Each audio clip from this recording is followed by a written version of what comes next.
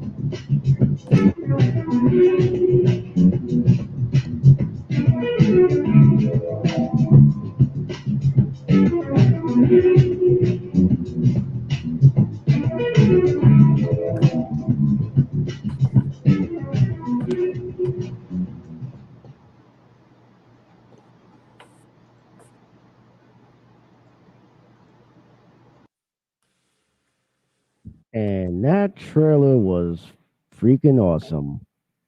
Thank you, man. When did you shoot that? It's gonna We stop. shot. Don't play again.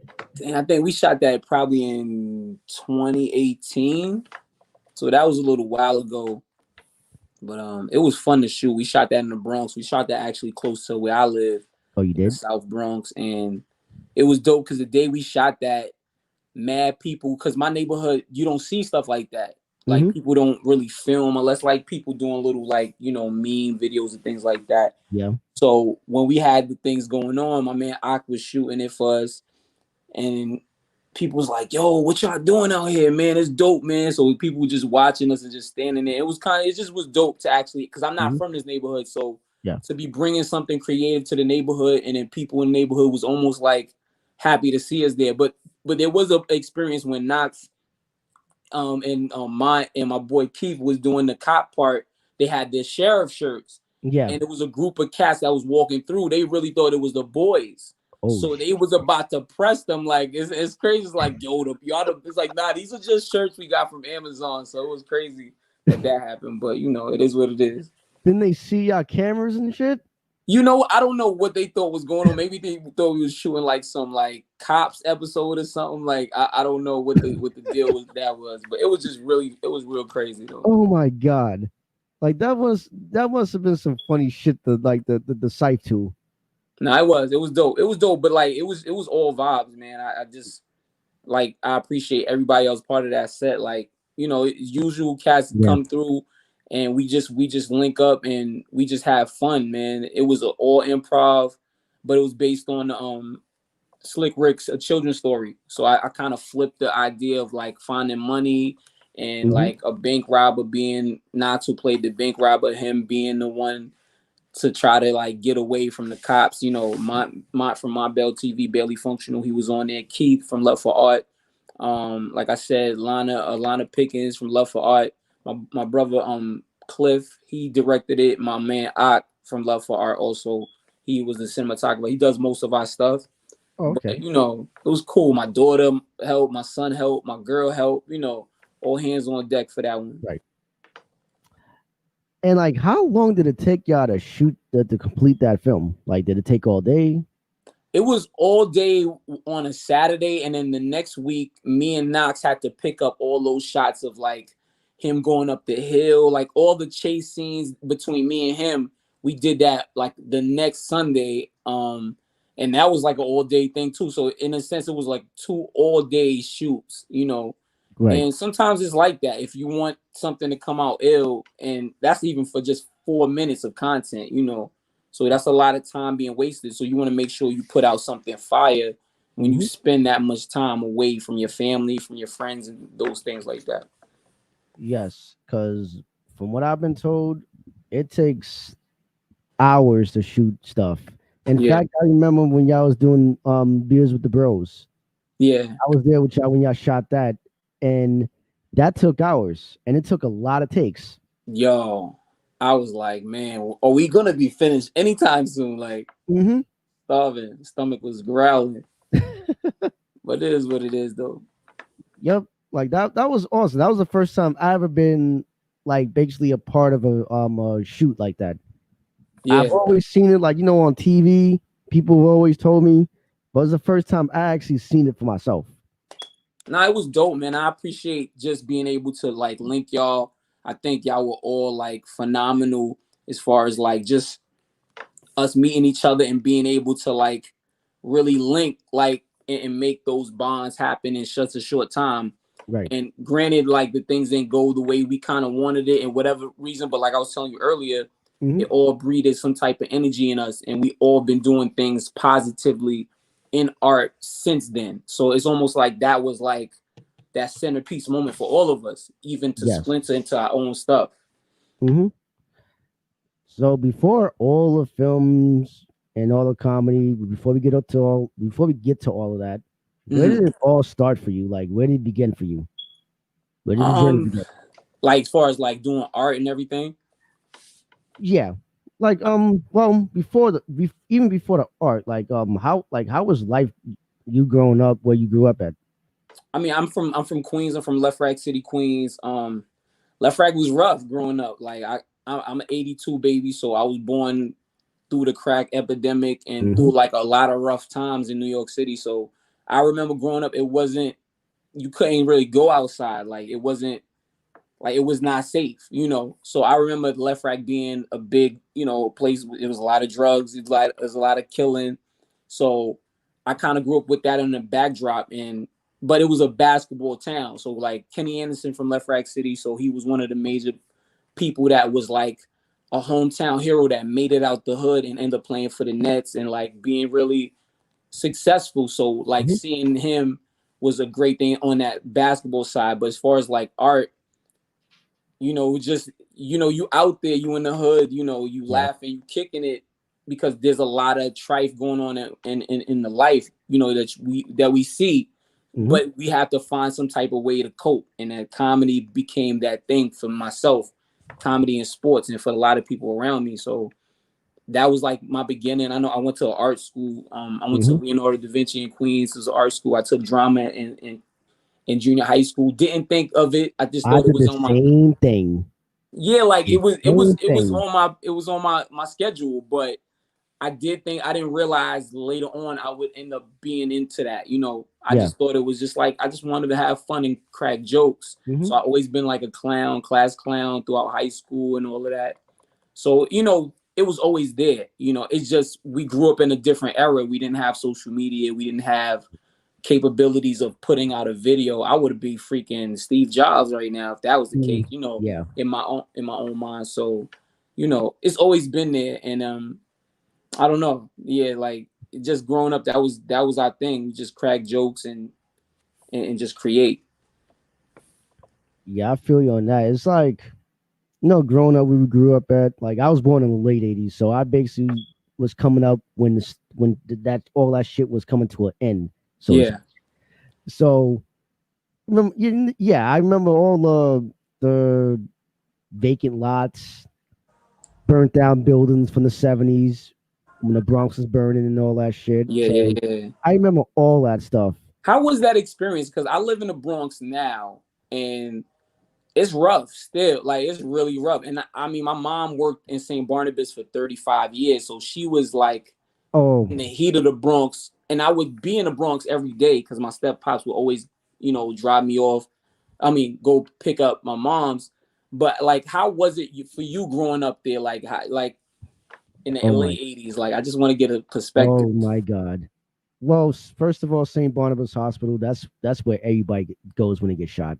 Yo, that's a If you fact. That's a if you fact. if How you does live that become a thing though? Lincoln like Hospital too in the Bronx. yes, depends on where you're at. If you live over here, like near the East Tremont section or Fordham, that's where they're taking you. They're taking you to St. Barnabas. Yeah, yeah, yeah. Fact. Or if you get shot anywhere in the South Bronx, like Mont Haven, Patterson, Ooh.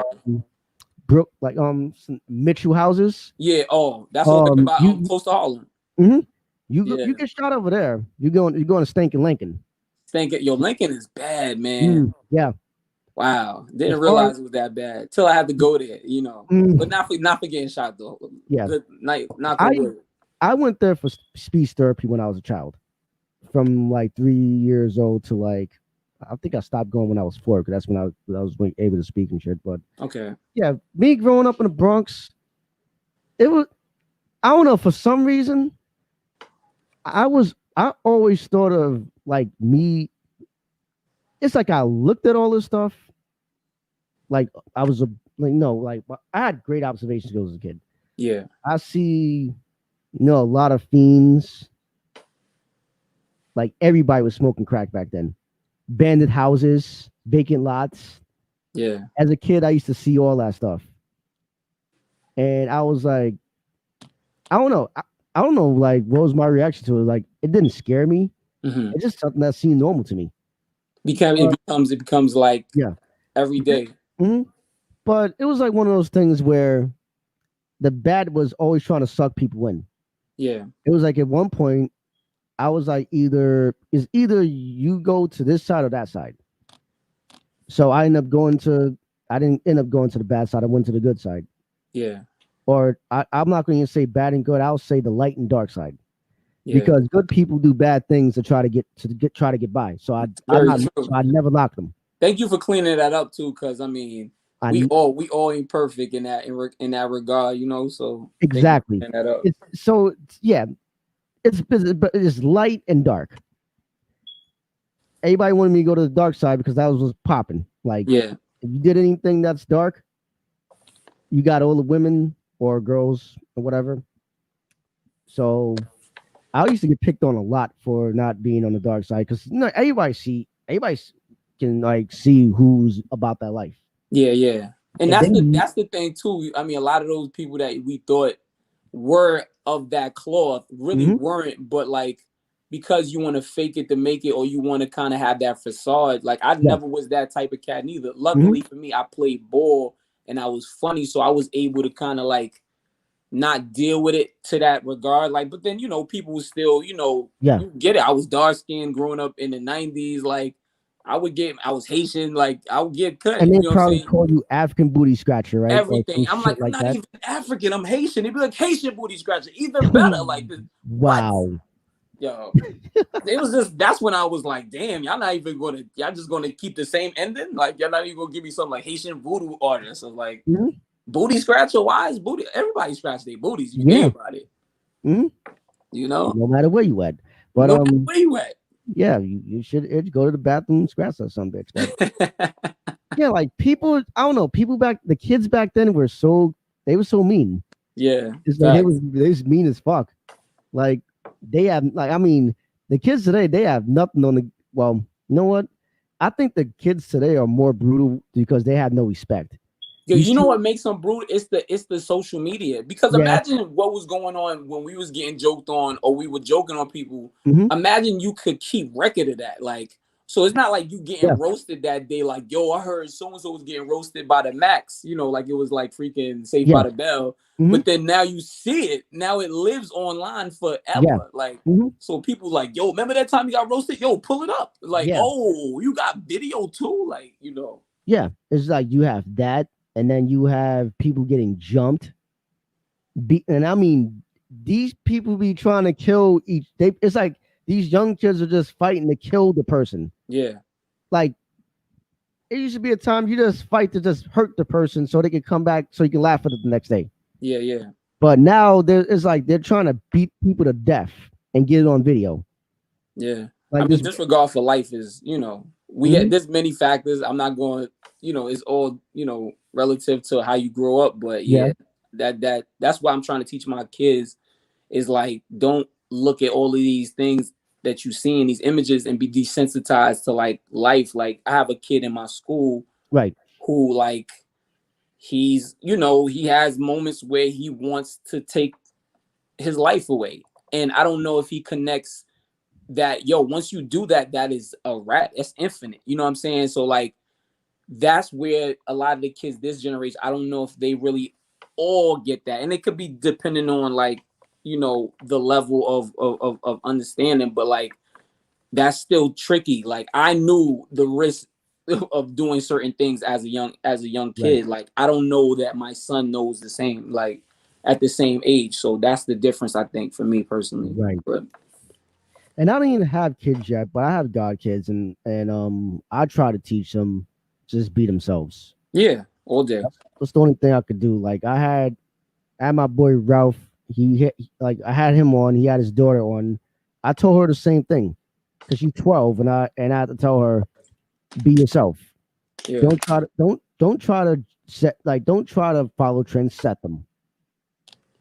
Because a lot of people like to be what they think is in. You see, like back when we grew up, if we didn't walk around with J's on our feet or the most expensive ass jeans, then we were considered lame.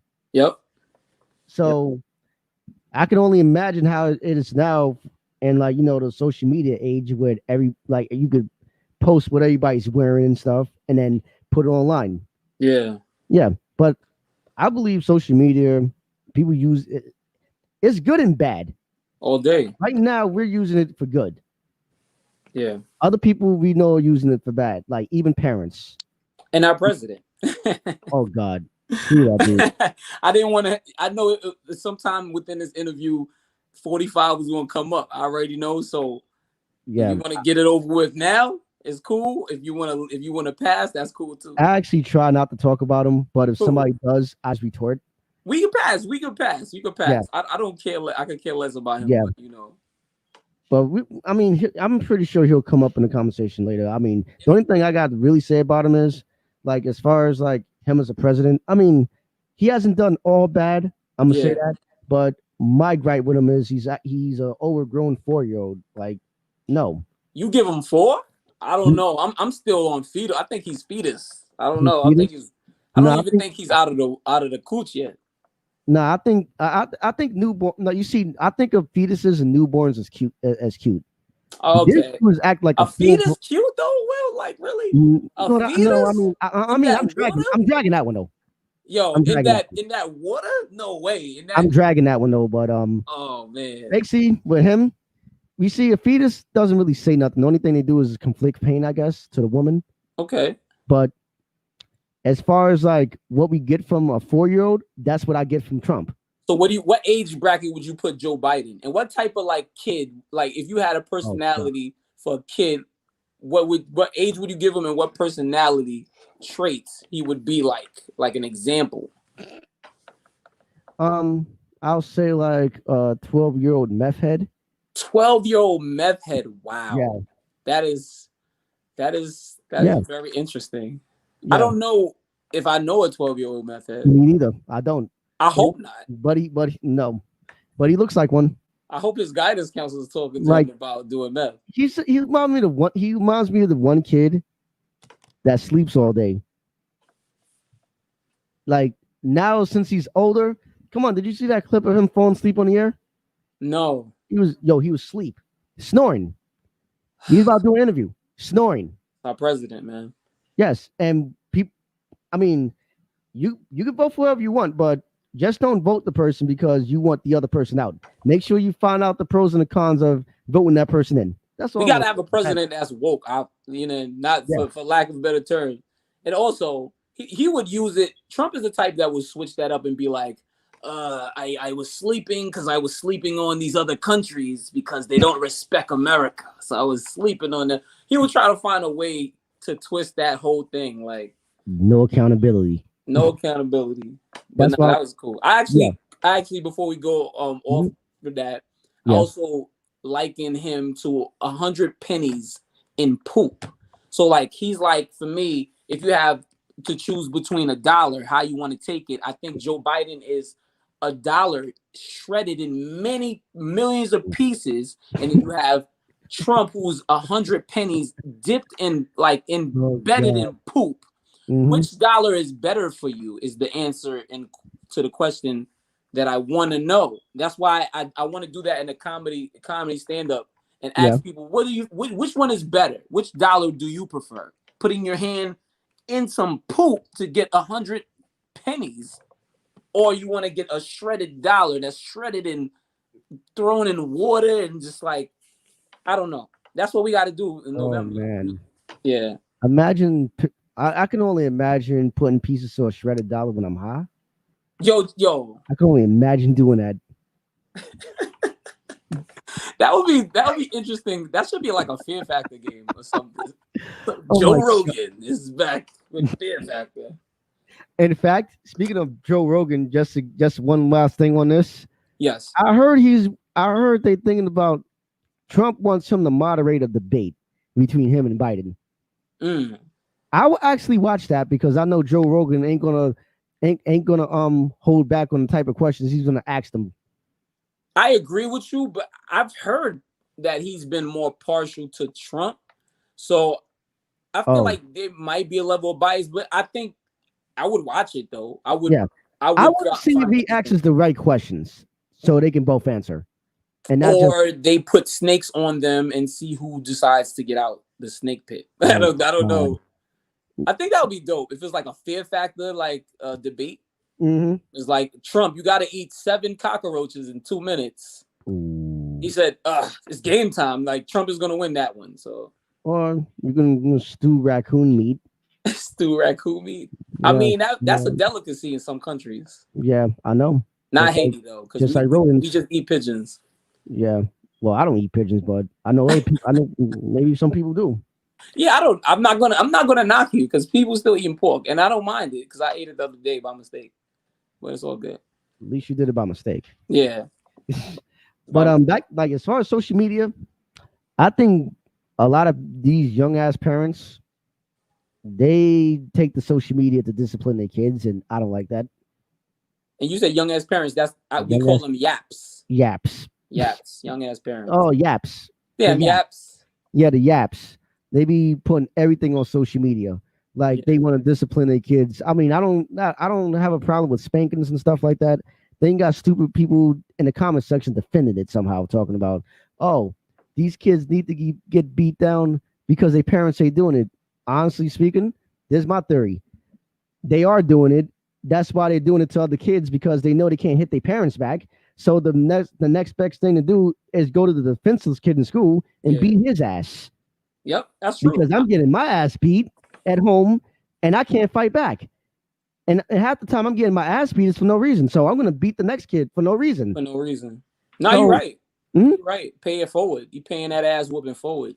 yeah. That is a lot of, I think, a theory of a lot of bullies that we grew up with, especially in the 80s and 90s. I felt Mhm. like there was 2 bullies per classroom. Like that's a high ratio. In the 90s, it's a you got Lamine and you got like Eric, like both of y'all in the same class. How can 2 bullies? Who set this up? That's like having a big three. Mhm. And from basketball, you have it as bullies in your class. Like, there's No, the big three in my class. How did that happen?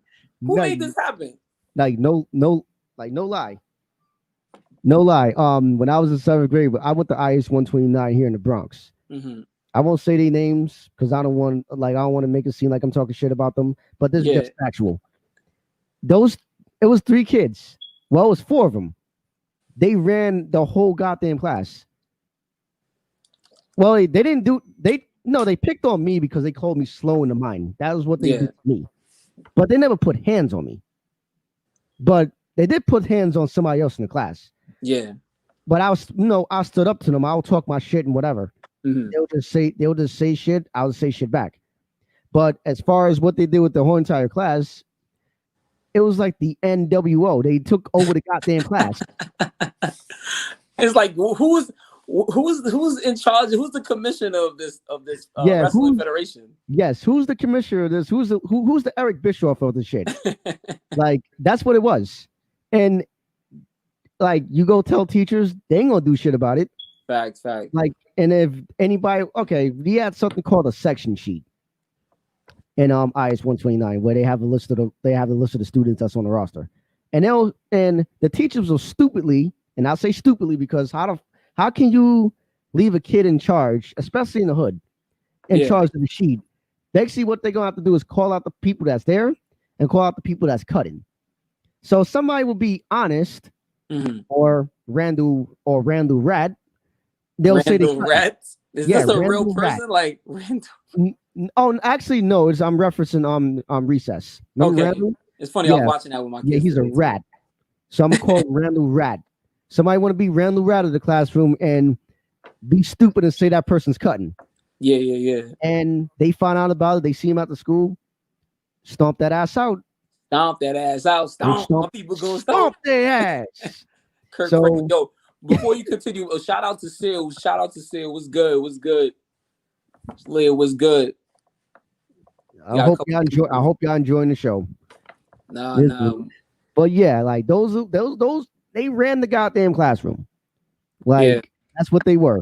Like they had everything on Smidash. See, my thing was growing up, I felt like I used my comedy to my advantage. Like I wasn't a fighter and I wasn't aggressive in that way. I've always been like the same type of cat. But I think comedy, when I could make the thugs laugh, it helped me. Like, yo, I wanted to punch you, but like, yo, your joke is mad funny, bro. So I'm gonna preserve your life and your face.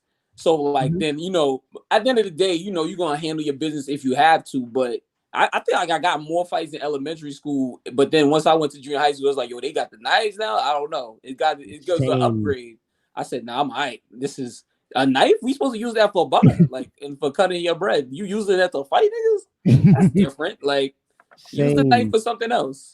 I fought a lot in elementary school, mostly defending myself because I was really small when I was in the 3rd grade, in the 4th grade and stuff. So people used to pick on me. In fact, what they used to do to me is they had the thumbtack, like the little gum thing that you stick on paper to stick to the wall. Because I know you as a teacher, you probably had that. You probably had that in your possession too. But that's all day. I put those on the kids' backs now. So basically, one of the girls in the classroom would be like, "Oh, you want some gum, Will?" I used to be stupid and take that. I'm like, "What kind of gum?" Winterfresh. As soon as I put it in my mouth, I'm like, This ain't Winterfresh. This ain't no goddamn Winterfresh. This is Summer Roll. They start laughing. They started laughing. I would just sit in the corner and cry like a little business. Like a little business with Uh, that. You got that styrofoam winter fresh in your mouth. yes, this shit Now tastes you, shit tastes like whiteout. it's like you didn't want it. You didn't want to just give me no play. You just gonna give me this fake ass gum instead of let me lick them nipples or something. You know Exactly. what? You know you have to think about what was the goal at that age. Third Yeah. grade, I'm just trying to see some breasts. Mm-hmm. No. Yeah, like that's basically what my life was in elementary school. And then I'll go tell teachers, one had a button that says no whining. And I'm like, so so it's like they tell you no whining, but when you defend yourself, you get suspended. That's how it always is. Facts. Oh my god. No, that's a fact. That's a fact. It was really it was interesting like to see like so I can't imagine being in school now because like me being a teacher now is crazy because I was really never good in school like as far as like education. Like I got left back early. I got socially promoted throughout all my school. So like a lot of times I don't know if teachers is like, well, if I leave him back, he's not like a bad kid like in as far as like fighting, but he's just gonna be a class clown every year. So like I wasn't bad like that. So they just kept on moving me up. So Mhm. throughout junior high school, I never really passed enough classes to go, but they would just send me up because it's like he's not that bad. So like he just, I would just make jokes and do there. And then I hung out with like all like the kids that was kind of like bad. So like, looking back at it, I was like, damn, I was mad close, like, Mhm. to wilding out. But you just know yourself, you know who you are, and it was just a part of that maturation and seeing Yeah. that. But nah, like yeah, growing up it's different, man. It's totally different now with the kids I work with. I know that. Yeah, and it's like a lot of the parents of these kids are around like around my age or your age. Like they was born in the 80s and Yeah, had kids at like in their teens and stuff. So there's like they having these kids that are like really disrespectful. It's mostly them. A lot of them yeah, are very disrespectful to people. Like it's like they don't help. They just record. Like what do you yeah. think about that? Like what do you think about people doing that? I mean, I feel like it's whack because like it just you recording, but then you recording somebody. Like I seen a video of somebody recording a guy who was like on the tracks, and it was like, well, instead of recording him, and I'm looking, it says like there's 2 minutes, a train coming in 2 minutes. Like everybody got their phone out, but not nobody pulling their hand down. Just like maybe Hmm. we can all kind of save this dude before this train Exactly. come. Like, but y'all rather try to get it on and be like, yo, that was foul. What happened 20 minutes ago? But it's like 20 minutes ago, 22 minutes ago, you could have saved somebody's life, but you decided to just take out your phone. So I think it's whack, man. I think Yeah. we from a different era. So like I don't my first reaction when I see something is not to put out my phone now. I mean, I like today I saw a heroin addict just on the floor, like with his head down at 125th, like on like Zombie he was land. done. And I was like, I want to take a social media post, but like I don't want to do that neither. Like Yeah. I don't. That's somebody's father, uncle, brother. Yeah. Like I'm not going to put them out there just to get people to be like, "Yo, that's crazy." Like, so Hmm. we different. But if it was somebody in this generation, they would have had a meme where he's sitting next to the nigga like, "Yo, this is my homie. Weekend at Like Bernie's." 2 years ago, I was on my way to work and here in the Bronx, and I get ready to go on a train, Mm-hmm. and I see 2 feet. Okay, there's 3 females. Mm-hmm. One of them has a phone recording a fight between two other females, Mm-hmm. and a child was there. She could have been no older than 3, and she's like in right in between them while they fighting. Mm-hmm. I look at that shit. I'm like, you know what? I'm calling the cops. I'm calling the cops. I didn't pull out my phone to record. Yeah. I called 911. Let them sort it out. Called 12. Yep, I called 12. He called. I called that. I called. Well, that one would be what? That's 11. I call 11. I call 11 for 12. That's the new shit. I call 11 for 12. Yep. Because you don't want people. You can't say I called the cops. That's not going. Like Willie, we're not going to do that on here. It's Okay. really tough for them right now. It'd be like, y'all call 11 on 12. They were like, what he say? this nigga talking about football game. What's going on here? Mm-hmm. I call 11:02. Now, but you know, whatever you had to do in that situation to kind of just end this, but like just Yeah, being a person just watching is just like, what are we doing? Like we doing nothing really fast or slow. exactly. Like well, that segues to something lighter than that. Like as far as like comedy, like when did you start doing well, when did you start like, you know, going to like open mics and stuff like that? Yo, it's crazy because like people been telling me do stand up for mad long, and I've always like gotten away from it because like one, I was always in all comedians, so stand ups I feel like Mm-hmm. what they do is so dope, you know, because people I think take it for granted, but so I always like I don't want to do it. I'm scared of going up there. Like I've done music, been on stage. I don't mind stuff like that, but like comedy was just always something I was a little afraid of, a little intimidated. And then recently, my boy was like, "Yo, just come to these open mics." Right. And this is like what, a month ago. So yesterday made my 5th week going on. I didn't get on last night, but I've been on, you know, the last 4 weeks just trying out open mic, and I think I like it. You know, I feel like I have the energy for it. It's just about perfecting the craft and really taking it serious. And like I said, I've been getting a lot of help with a lot of, you know, people with a lot of love for art. Like Lana has helped me out. Mm-hmm. She's one of the girls that help us write and produce for Love for Art, and like talking to Knox and talking. So like we have a village of people that have ideas. So I'm always gonna write stuff, but you know, I gotta bounce it to people and see how they feel about it to make it, you know, because you gotta cater to your audience. So Yes. like that's been new. That's the newest journey for me. Doing sketch comedy, things like that. I've been doing that for a little while now. So like doing Barely Functional, doing Beer with the Bros, doing Love for Art sketches we've been doing. I've done stuff with Media Alert. Shout out to Shanta. Um, you know, just kind of bouncing around. I work with my man Rain from Left Rack. Shout out to Rain Check Live. Um, just kind of just keeping networks of people working with different, you know, audiences, doing things with my brother James. I did a film with him. So, but with comedy that's, you know, that goes without saying, doing, you know, the Charlie joints we do, Mums and Fritzo podcast.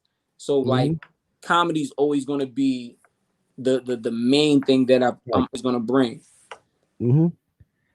As far as the podcast, how did that come along? Because I saw you host it one time. I was on Instagram and I happened to tune into it. Appreciate that.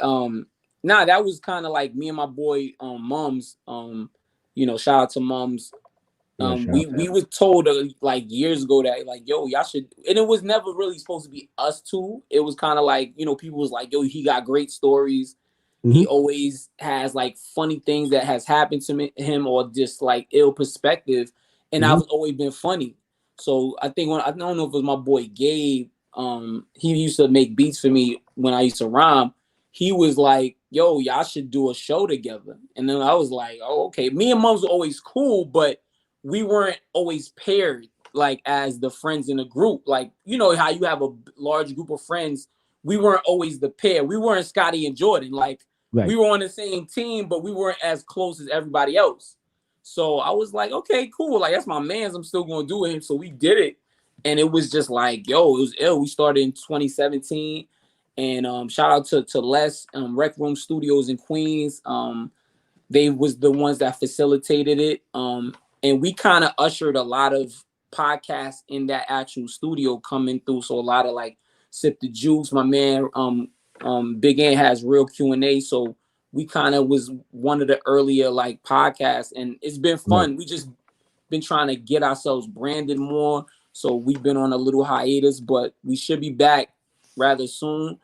And it's cool. Like, I think it's a way to just talk and just really just bug out. We do sketches. I Mm-hmm. usually do freestyles on there. So Yeah. I get on different, you know, beats and talk about the weekend review. So I'm talking about political things and Yeah. anything that happens throughout the week.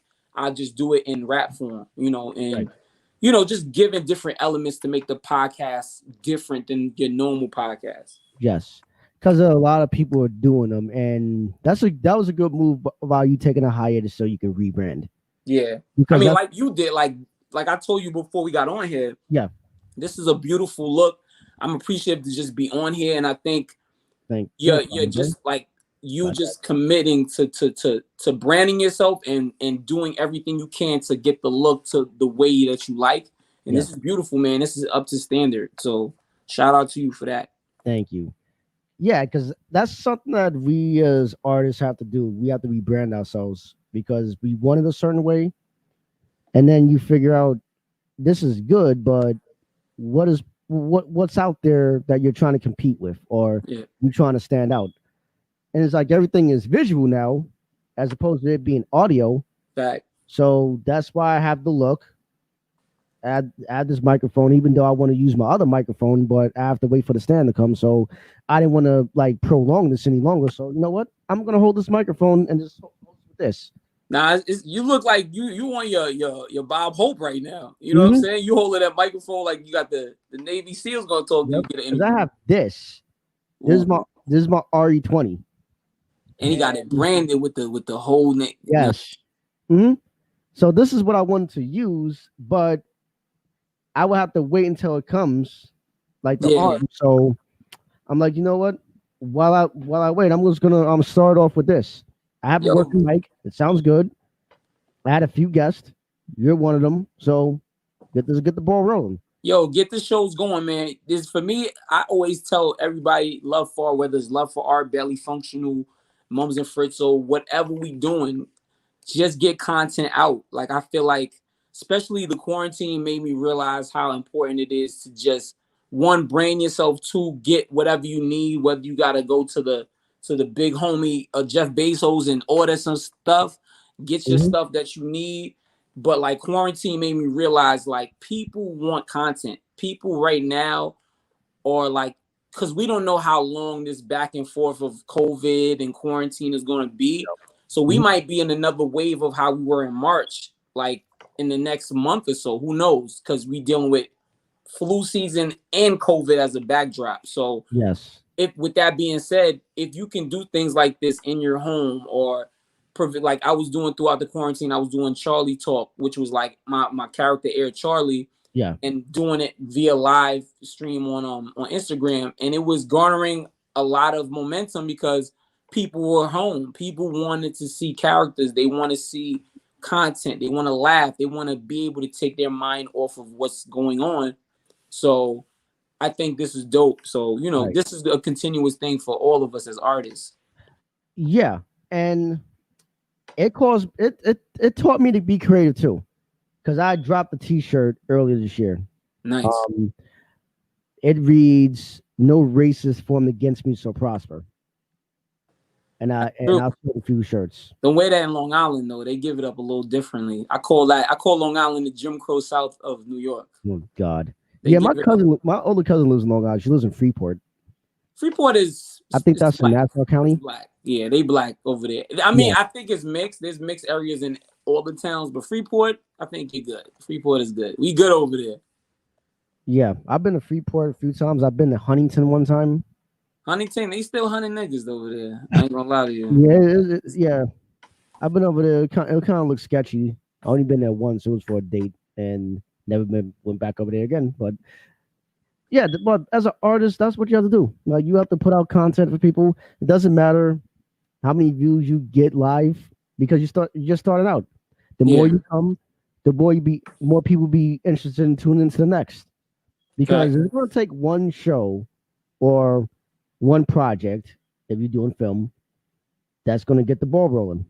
Like look at Tyler Perry. Oh man, He was homeless. facts. He went from being homeless to doing stage to doing movies. Now the dude has his own studio. Now you're a billionaire. Yep. And So it's crazy. He gets critically like looked at because of some of the things of how he goes about. Because I was watching the show the other day, I was like, man, like Tyler Perry, like this looks a little like it looks a little flabby. But like I give him props because he's putting a lot of our people on and keeping them relevant, and he's actually been able to do it his own way. So like regardless of how we feel about the content, like it can't be like one day like his hair is like yours will, and then the next scene my man got a freaking a perm. Like I don't or like some like little things like that we can look over. We don't we Yeah. can look past that if you look at the large scape of like what he's accomplished and what he's doing for black actors and actors of color in general. Like, Right. I think it's dope. He has his own studio, like But, but, boss. but I just have to ask a question. What is it exactly getting on him about? You mean act like Medea? Well, what Medea was one, but more than that is just like the production of his stuff. Like a lot of people feel like he cuts corners or he does a certain type of like content only, or he's really talking to his audience, which is what everybody does. You talk to your audience. Like your audience might not be always aligned with my audience. Like, and that's Exactly. okay. Like sometimes those audiences could mesh, but like if his audience is a very like religious, very black church kind of audience, and they love his stuff, then feed the beast. Like that's not a bad thing. So I think a lot of people want him to be on a Spike Lee or Quentin Tarrant. Like that's not him. He's Tyler Perry. Let him do his own thing. Maybe all those things are based on his actual life. Fact. And he So did that's say why that he's too. doing He it. grew up with a lot of women in his life, so Yes. around him. So that's I definitely was raised by my grandmother and my aunt Gloria helped to rest in peace, sir. Today's her birthday. rest in peace. Yeah. Sorry to hear that. Thank you. She helped raise me, so I was raised by women basically. So that's how I learned how to respect women and be a gentleman to them because that's what I was taught. That's a fact. So, Me being raised by my mom, same Mhm. difference, like same things. Like Yeah. people, women be like, "Yo, you so nice. Like you know how to." I'm like, I was raised by a woman. Yeah. Who taught me like there's certain things, and certain things is just common sense too. It's like I'm just not an Exactly. asshole, like so you just know better. Yeah. And I forgot what I was gonna say. It'll come back to me, but You high? That's yeah, all. yeah. Okay, this is what I was gonna say. If people are complaining about him dressing up like a woman, then they should complain about Robin Williams dressing up as a woman too to do Mrs. Doubtfire. Yo, never heard anything about that, which is crazy. That's a great point because I never heard anybody give him any flack for that at all. Yeah. Why Even are you Tom giving Hanks Tyler played Perry a for it? woman in a movie too. What happened? Tom Hanks played a woman in a Yeah, TV show, I think. yeah. So yeah, A lot of guys do it for like certain roles. Hell, Vin Raines played a woman too, or a drag or whatever the hell. yeah, he Like did. it's like a lot of people, especially in our community, they so much worried about what other people think. Yeah. And if like those people are not paying your rent, so you're doing it Well, for you. well, I'm a be devil's advocate because we Okay, on this right. all right, I was watching a clip of a show P Valley. It's a new show I guess on Stars, and okay, it has a gentleman that's on there that's in a sense intimate with a transsexual woman on the show, okay, and a lot of people have given that actor. People been making memes and different things, and then okay. there's the dude from The Shy. He's a singer, and he's kind Oh, of yeah, dealing with a transvesty. And that show I is a remember great him. show. Yeah, I I love it can't too. front. I don't know if I'm committed as an actor to do that. That takes a high, and I give them all the props for it. Like Hmm. for you to take it that serious to be like, you know what? I don't care what anybody says. Yeah, Honestly, I couldn't do it because I just wouldn't be comfortable. But however, I don't knock anybody for doing what they do. Like you're an yeah. artist, if you're able to break through that and like be You able to thrive and do great things with it, like you see sure, like you do it. see your reasoning is different from you just knocking it. Like your reason is not so much what people think, is about what you feel comfortable with doing it yourself. Facts. That's what it's predicated on. You don't really Facts. care about what people think. If you did it, you wouldn't care about what people think. You But I just think a do it lot of because you feel people would comfortable. knock me for that. Like they would be like, well, if you really want to be an actor, you should be willing to take any role. And it shouldn't matter if the guy is a straight guy or whatever the case. But But it's like, then I'll tell them oh, that's fine, but you just like that's where you draw the line. That's yeah, fine. It doesn't mean you're not going to get any big roles. yeah, It doesn't mean like people just think just because you don't do that, oh, my actor career is over. No, there's more roles and scripts that like there's more stuff out there you can do.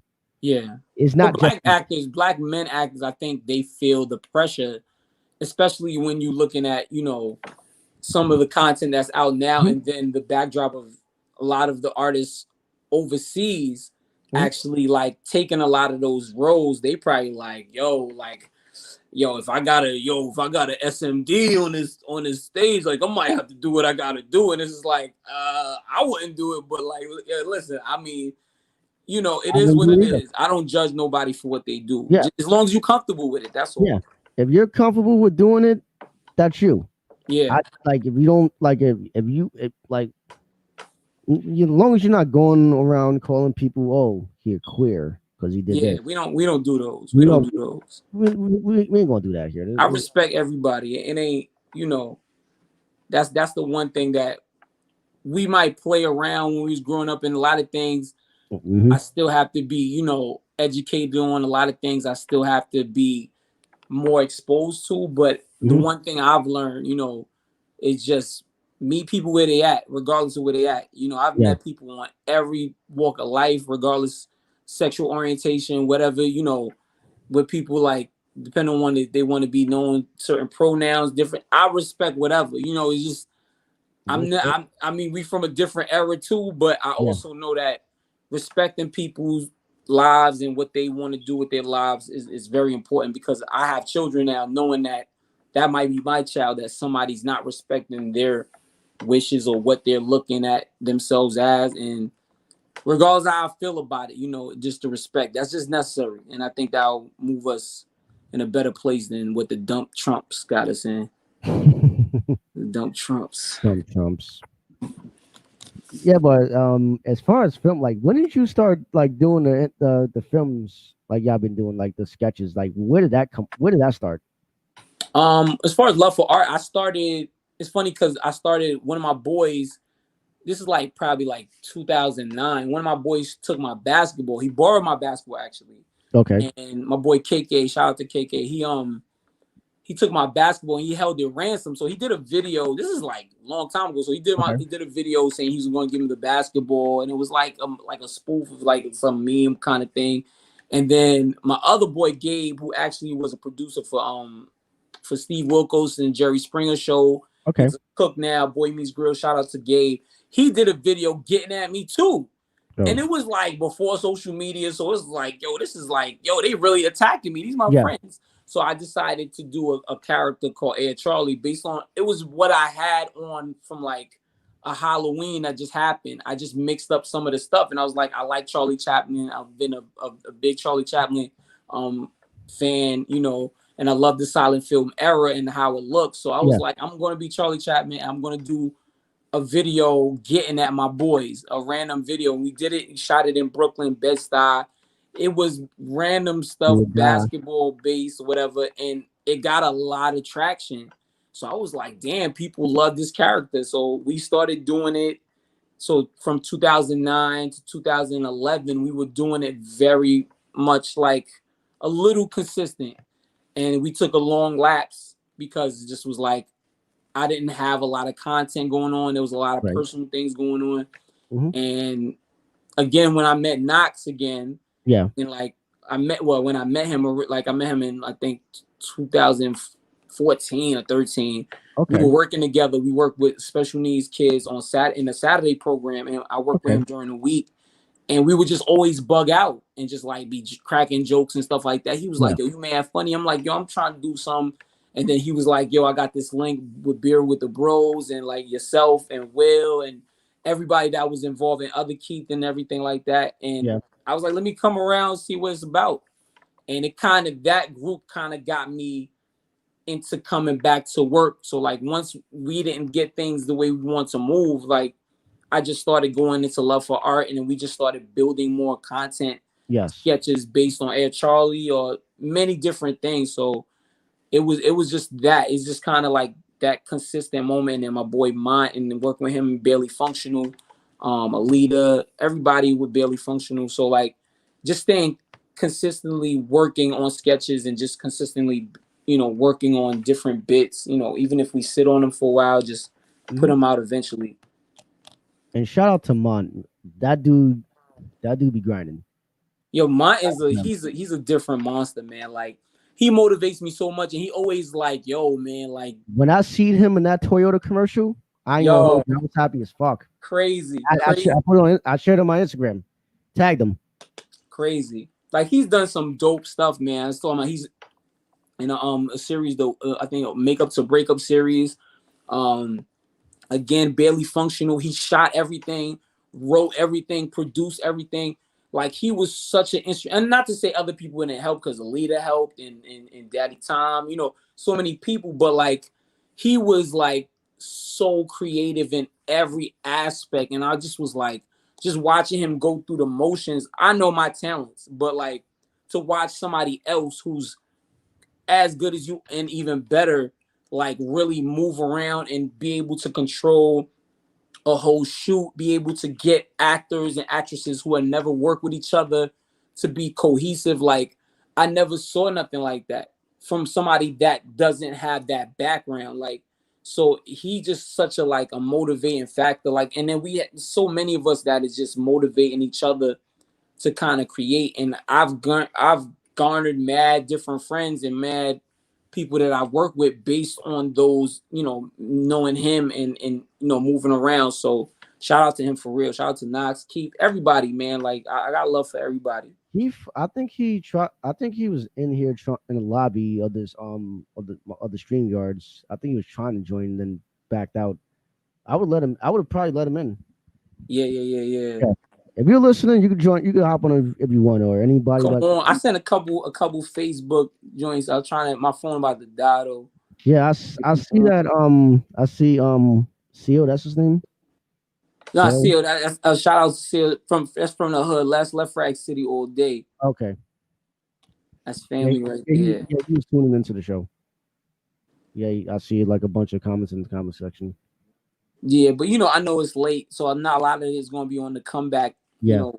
But nah, man, I like I said, I'm very appreciative of you being on here, giving us a platform, to actually talk and Yes. be a part of something great. Because 10 years from here, I'll be like, yo, Will, I can't even talk to Will. I can't even get to his mansion. He won't let me. He won't let me down the block from his mansion.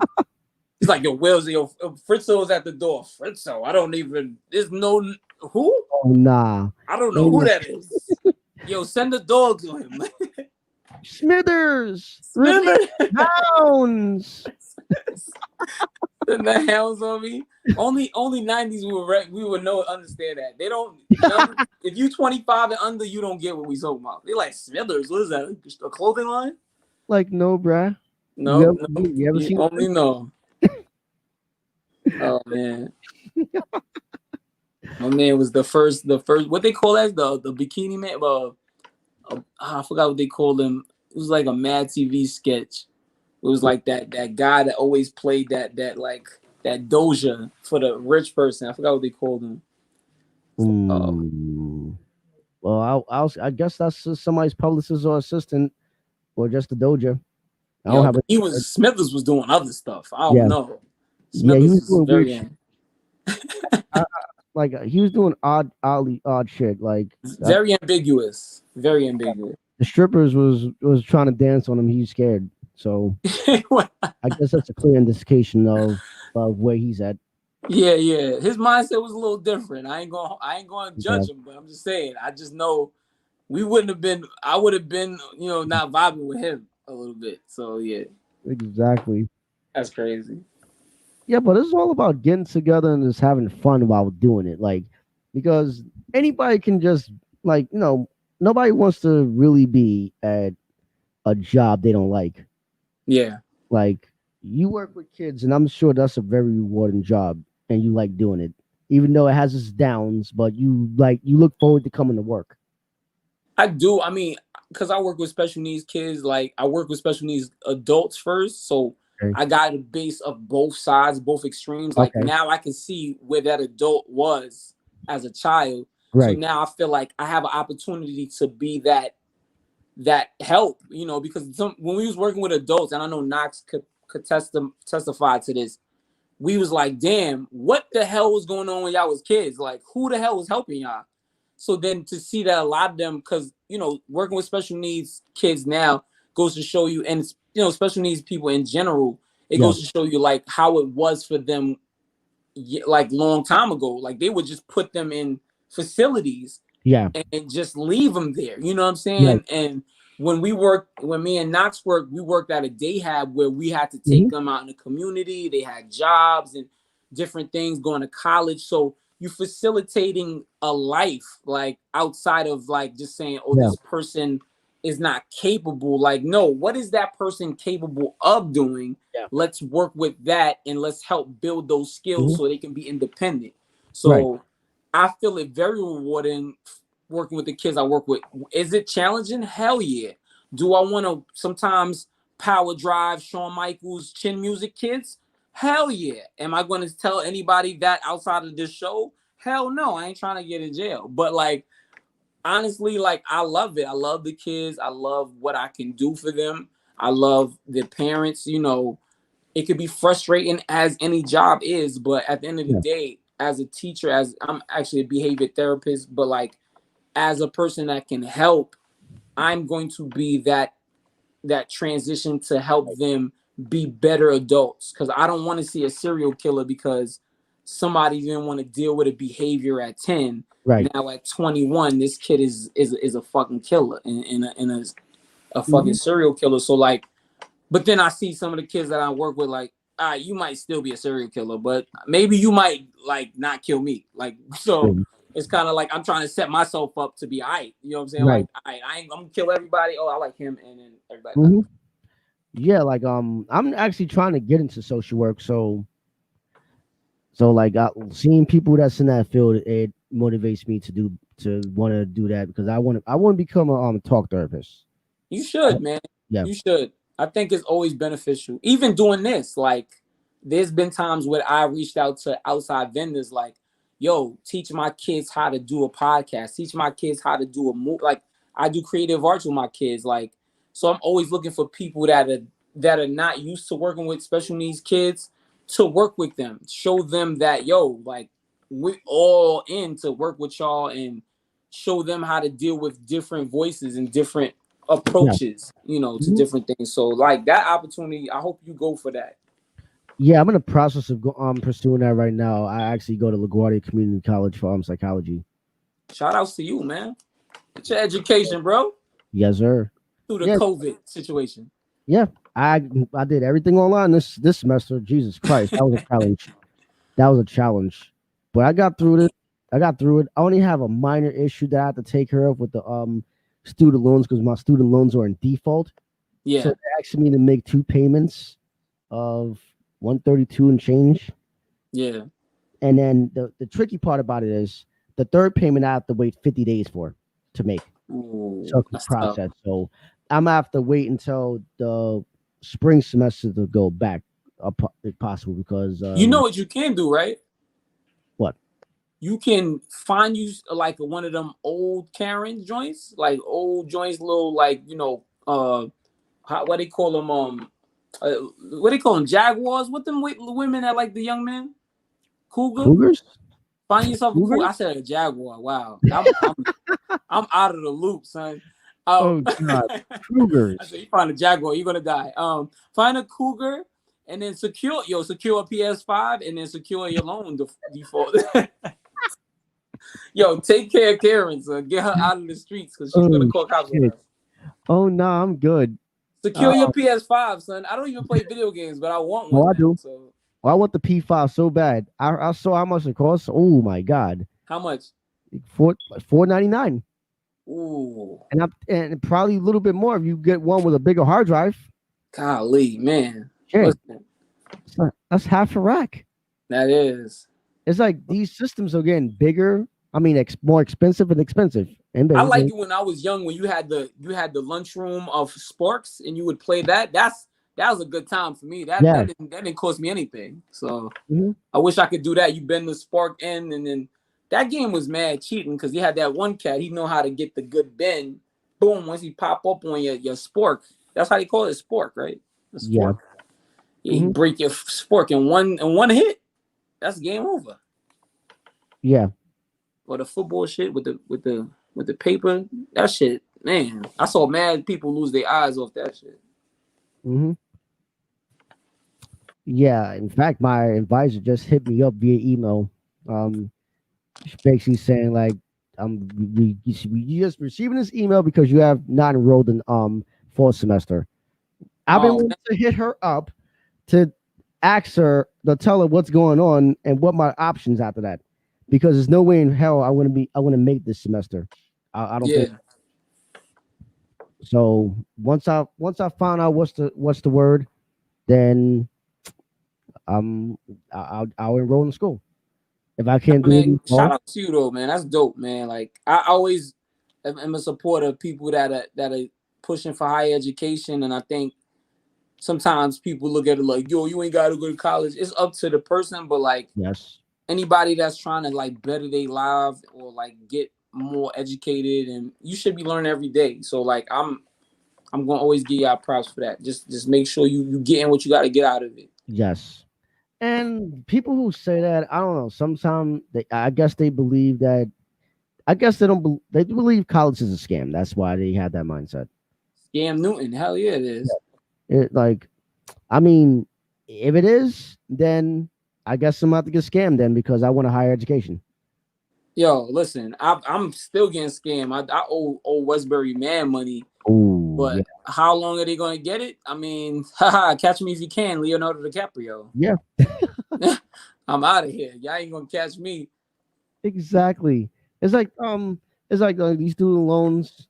Like, I mean, I paid some of mine off, and I thought that I was still paying them. Hmm. I I guess it stopped because I was paying them via this I guess a second this secondary um collection agency where Yeah, they give you I've done that $25 before. a month or some shit like that. Yeah, And that's what I was they doing. hook it up. They hook it up for Yeah. you. And then they stopped. And then the payment stopped on my end, and I'm like, I don't know how. They got my card information. Yeah, those Um, those things be scams too, man. Scam yeah, Newton. that's true. They might be scams, but my thing is, how do they get my information? Yeah, Like I didn't give it. nah, Yeah, these loans they giving up information. Once you don't follow the contract that they have for you, they like, yo, you want Will information? I know where he live and all that. You want to pull up? true. So you That got is. Sally Mae at your door. You thinking they coming? You thinking is a what you call it? Jehovah Witness? They come in here to witness you paying that payment that you owe them. Yeah, That's crazy man. stuff. It is crazy. Like the education, like to get an education here in the U.S. is wild. It's like well, let me ask you something. Yeah, What do you think about this idea that you have to go to a prestigious school to for like to get an education? Like, do you feel you have to go to one of those Ivy League schools like Stanford to get education, or you think it doesn't matter? I Because think it doesn't matter. Like I think I don't think it matters neither. Well, go ahead. the name is it looks good on a resume, Hmm. obviously, but I work with a lot of people that went to like some top universities, like some of the top universities. Granted, they might I don't know what people make, so they might be making a little more than me, or a lot more than me, but we're working alongside each other. And you work with a cat who pretty much barely got out of high school. I didn't even get out of high school, so like until I got my GD. So like I'm looking at it like I went to SUNY Westbury, and you might have went to freaking Indiana or whatever, like, Yeah. and we still working alongside each other. Like, so I don't think it's necessarily important. If you can say you get a free ride, why not? You know what I mean? Go to a top university. I had my dude Spady. He went to University of Syracuse, and I had a friend of mine, Diana. She went to Duke, and like, so I know people that have gone to some of these top universities, but I don't think that they're any better than people that went to, like, I have a friend that went to Baruch who's doing really well, and Baruch is a city college. Like, Yeah. so it's just about what you're trying to get out of it and your grind after you graduate. Your grind after you Exactly. grad. Like, I know a girl, Selena Hill, that went to Old Westbury with me, and Hmm. she's like a big reporter and journalist now. Like, Oh, that's good. and SUNY Westbury is SUNY Westbury. Like, so it's how you grind after that. That's Yeah. what makes it. Yeah. Like it's crazy. Like I like as far as films, like what is the most recent thing y'all did?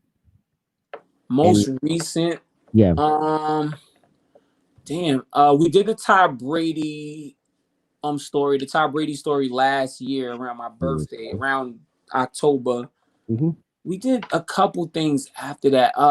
Damn, now why am I forgetting what I did? A Charlie, Air Charlie thing with one of my people's Juju.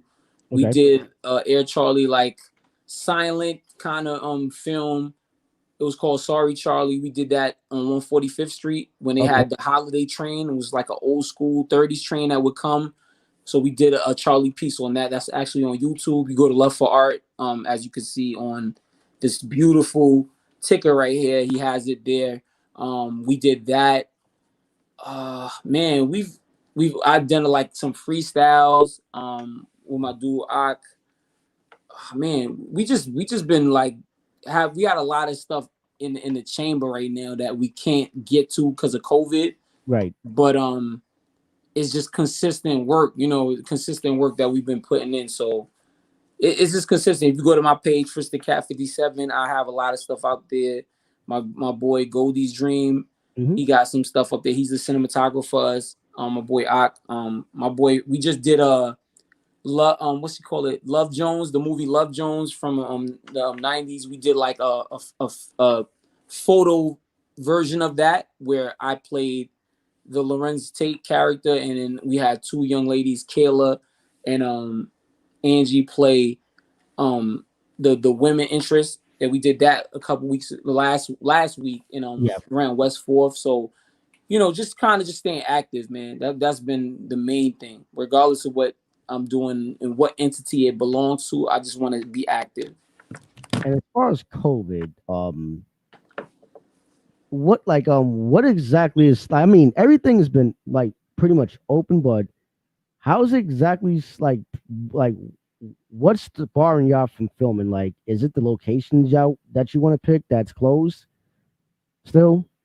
I think it's about the amount of people you can have. Cause I feel like you can find space. I mean, spaces is important because we want to do a comic show soon, which I think we're gonna end up doing next Hmm. month. Yeah, But we like now, like I might have to do it on a rooftop because the occupancy in a space is gonna be tricky. We're not okay, sure if we're gonna get more opportunity to have more than 25 people in a space. So things like that, I think, is more of the like challenge more than anything, and just like the intimacy of acting. Like, I mean, we don't do things where like there's like kissing and things like that. We okay, haven't touched a lot of things like that. But say we got into those type of like things, yeah, now it's a little different. Like it's like I'm gonna have to shake your hand, lady, because this is sex now. Like, sex is shaking hands with a rubber glove in your hand. Like, oh, now he had a rubber on. Like, it's a little different. It's gonna yeah. be highly extreme Cinemax after dark. You seen Cinemax after dark? You're like, Yeah, what is I this? Like, have. does he have a sock on his Johnson? Like, what's going on here? But like Dry Hump Central. Like, but yeah. But I think that's more of the challenge than anything. I mean, content wise, I think you can always find a way to make it happen. But it's just little things like that, like people being sick, people all being tested. Actors and actresses and behind the scenes people feeling comfortable being around other people that are unmasked or Yeah, not masked enough, or like so things like that is a little bit. So when you coordinate in these type of shoots, you have to ask of everybody how they feel and the level of comfort that they have going into the actual shoot. That's got to be important in a discussion you have to have. you're right. Because if you ask me, I'll show up. I'll show up because this is how I feel about COVID. Hmm. Of course, I'm gonna do my part to try to protect myself and others. Hmm. But as far as the mask, I'm only gonna wear it if I have to go inside of a store. I agree. I'm the same when I'm outside walking. I don't have it on, honestly. Yeah. Or if I have to go to a place that requires it, like the trains, the buses, Yeah. like I said, stores and stuff like Mhm. that, businesses, I'll wear a mask when I go in there. But honestly speaking, you really look at the logic behind the mask, it doesn't work. Yeah. Especially if you go to the movies or a restaurant. Because you have to come in there with a mask on and then take it off while you're at the table. Yo, it's the craziest, and I've been to many restaurants since, and it was like, this shit is so dumb. But I mean, you just like, I'm just happy to be outside. Yeah. But it I'm is just a happy dumb everything's theory. open. Like, Yeah. Now I wear my like in the winter I'll probably wear it because it'll keep my face warm. That's yeah, the benefits of it. But in the summertime, people will actually stop wearing it because why are you wearing that while you're walking in the heat? they got people working out. Like Blink just opened back up around me, and to work out, you have to have your mask on. Stupid. There's no Stupid. way in hell I'm working out with a mask on. I can't. Stupid. I And will die. it's like people are really okay with that. They're not even challenge. That's where people like those Karens should be challenging. Like, Yes. but like just in general, wearing a mask, like wearing a mask to go to Target, like you shouldn't be protesting that. You could be like, Yeah. listen, I don't want to wear it to work out. Like I don't want to die while I'm working out. Like that's Yeah. a more worthy cause to like I protest about. tried I tried wearing it while I was riding my bike. I'm like, nope, I'm Nah. not doing this again. What's Nope. the point? Like really, like who's sneezing on you while you're riding your unless you're in a relay race, like Yeah. a bike Or race, like or the Ubers and Lyft drivers. It's stupid for exactly. them to wear a mask because Exactly. when you get in the car, you got a plastic partition between you and the driver. So you don't really need a mask. That person don't need a mask neither That's a fact. because there's a big plastic partition right there. That's You don't need that it. is the actual bubble that you don't need it. Yeah, But it's people will retarded. still go hard about it. Like, And, bro, I'm and nothing against special needs kids and nothing against them, but yeah. that's the phrase I use for that. It's stupid. It is No, stupid. It is stupid. It is stupid. it is so stupid because I'm like, wait, it defies logic and common sense. If you made a bubble, then you're protected. If you're in your car, you're protected. This is the same thing for me with people wearing gloves and then use the same gloves My to God. do other stuff. I seen a guy the other day making halal. He was in a halal truck. Yeah. And I'll fuck up some halal whenever the chance Mhm. comes. Like, you know what I'm saying? Yeah. You get high, you some Right. halal. Mhm. But I'm like, bro, you using the same gloves that you're Yeah. using to keep yourself away from COVID, to cook my food, and then take my money, which Yes. is probably infected with more than COVID. Yeah. And then like Probably got titty residue and blow residue. everything, like Yes. really, like bro, Mhm. like this is it defines logic of dumbness. Like, and it's Yes. like people need to be smarter. It's just common sense. And mind you, Yeah. I've taken 2 tests, COVID. I took a recent COVID test, and you never get comfortable with it, but I've been good. I never even had it. Like, so I'm just like, You I was never had. outside the whole quarantine. Like, I went outside every day. Me Like, too. Me so too. I Me never too. stop, so it's like it goes to show. And then there's people that there's levels to it. It's people with like weaker immune systems that are more susceptible Yeah. to catching it. So I get that. But for those that don't have those I'm like, what? How can you fuck up that? Like, Yeah. And it's yeah, and it's crazy because you're outside more than usual because what usually takes you a half an hour tops, like as far as errands and going to like the stores and whatever, mhm. it takes 2 hours at most because every store or every business you go into, you have to wait online to get in Facts. because they're only allowing like 5 people. It's like, why are we doing this? Yeah, Just 5 of us only? But I yeah. get it. All you gotta do is just enforce the social distancing inside. Like you having people wait outside in the cold for what? That's my problem too, because I know the winter time, imagine like people having to wait. You can stagger people coming into buildings and things like that, but when it gets cold or when the weather is like rainy or snowy, Yeah, like that's not gonna be ideal. So like no. what is our plans for that? Where we at now? So, you know, Governor Cuomo and Mayor De Blasio, I call him AKA what did I call him? He wins he's a championship. He gets the championship award for being a chump. But You gotta just speak out and be like, yo, this doesn't make sense, Yeah. and let's fix this. New York has been doing pretty good as far Yeah. as being not in the red zone for like COVID. Hmm. Give us a little bit of freedom, a little more freedom, Yeah. So Yeah. And I was going to mention, as far like going back to the filming, um, a lot of the fall shows that's on TV, mhm. like I don't know if they're gonna air or not, because I don't know if they like, usually the fall shows will get filmed, around this time and Fact. stuff. So I wonder how often they filmed, or if they filmed at all.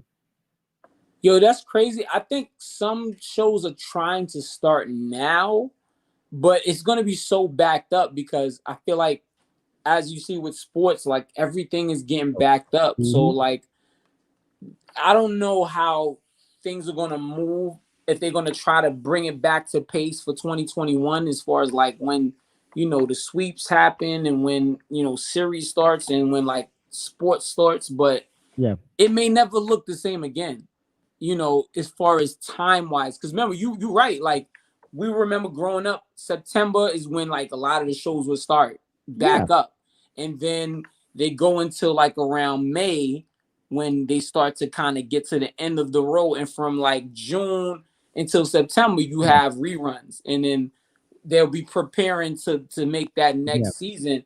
But it's going to be a lot of different changes. Yeah. Like it's not going to look the same anymore. That's the one thing I know for sure. So Yeah. I It's don't gonna know. be really odd. Yeah, Yeah, like me, I'm a fan of the NBC fall lineup, so I'm waiting for Law and Order and the Chicago series and stuff. yeah. I'm waiting for all Chicago's that. nice. Chicago Yep, PD. Chicago PD, Fire, like, and them and Med. Yeah, Yeah, so it's like it's gonna be a delay trying to film those. So I can only imagine how it would be for y'all, because I gotta get a crew together, and like yeah. you said, you gotta see if they feel comfortable with going outside and shooting.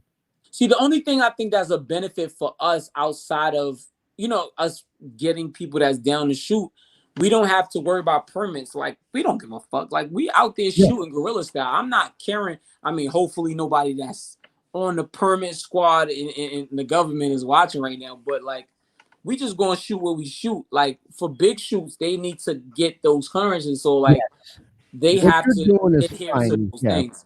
Hmm. Yeah, they have to adhere to those rules. So like, it's a little different. But for us, it's just like, Because you're blocking get it off how you get streets it, too. Yeah, huh? because you're blocking off streets too. So if you want to close the street to do a shoot, you have to get a permit to do that. But Exactly, other than exactly, that, if what y'all doing, y'all don't need to block off the streets. Y'all just have to go at a time that nobody's outside. exactly, That'll be good. exactly. Or even if we go and there's people outside, we just gotta get your shots and we out. Yeah, You work know, around them. exactly. So, we're gonna make it work. I feel like you just gotta be creative. We've always been creative. We've always been, able to just get what we need to get, and we do really good as far as like coming together and figuring out locations. So we do a lot of scouting. We do, a lot of reference shots. And so like we really like we drove to Pennsylvania. We want to shoot we're gonna be shooting a scary short soon. We're supposed to actually be shooting already, but things slow down. But we drove up there to scout an area. So like we're gonna find ways to get around it. If New York is not gonna be the place, then we'll go to Connecticut, we'll go to Pennsylvania Or or Boston. Delaware. Like, we'll figure Yeah. it out. Hmm. Georgia's another good place you can go shoot at too. Oh yeah, but I'm definitely not gonna tell nobody I came back, because yeah, my job is like every week we gotta let them know if we made moves outside of New York. So I'm just like, Oh yeah, so say that's less. another challenge too. You Yeah. can't really go anywhere, because if you do, you might have to self quarantine. Yep. And I'm not doing that because self quarantine gonna hurt my pockets. Yes. Be Yeah, self don't do that. broke. I'm be self unemployed. Like, Yes. so So yeah, like you have to tread softly. That makes like for right now, I guess you do everything local and you good. yeah. I mean that's the name of the game. You gotta find ways to cut corners, regardless of if you got a big budget or not. Yeah. You always gotta find a way. If you can cut money to make something happen, and you could get the equally amount of like, content from it, then trim the fat. So that goes from whatever level you're at. You Yeah, always got to find a way to make it work. yeah, you have to make it work. Like I know in filming, because I'm a photographer, so I can attest to this. There's something called golden hour. Yeah. You, Oh, I know about that. yeah, Damn. I golden just hour learned about that. is sunrise or sunset or both, Mm-hmm. because that's when there's like not that much sun out, but you can see the sun in the background and it gives Mm-hmm. you the best light.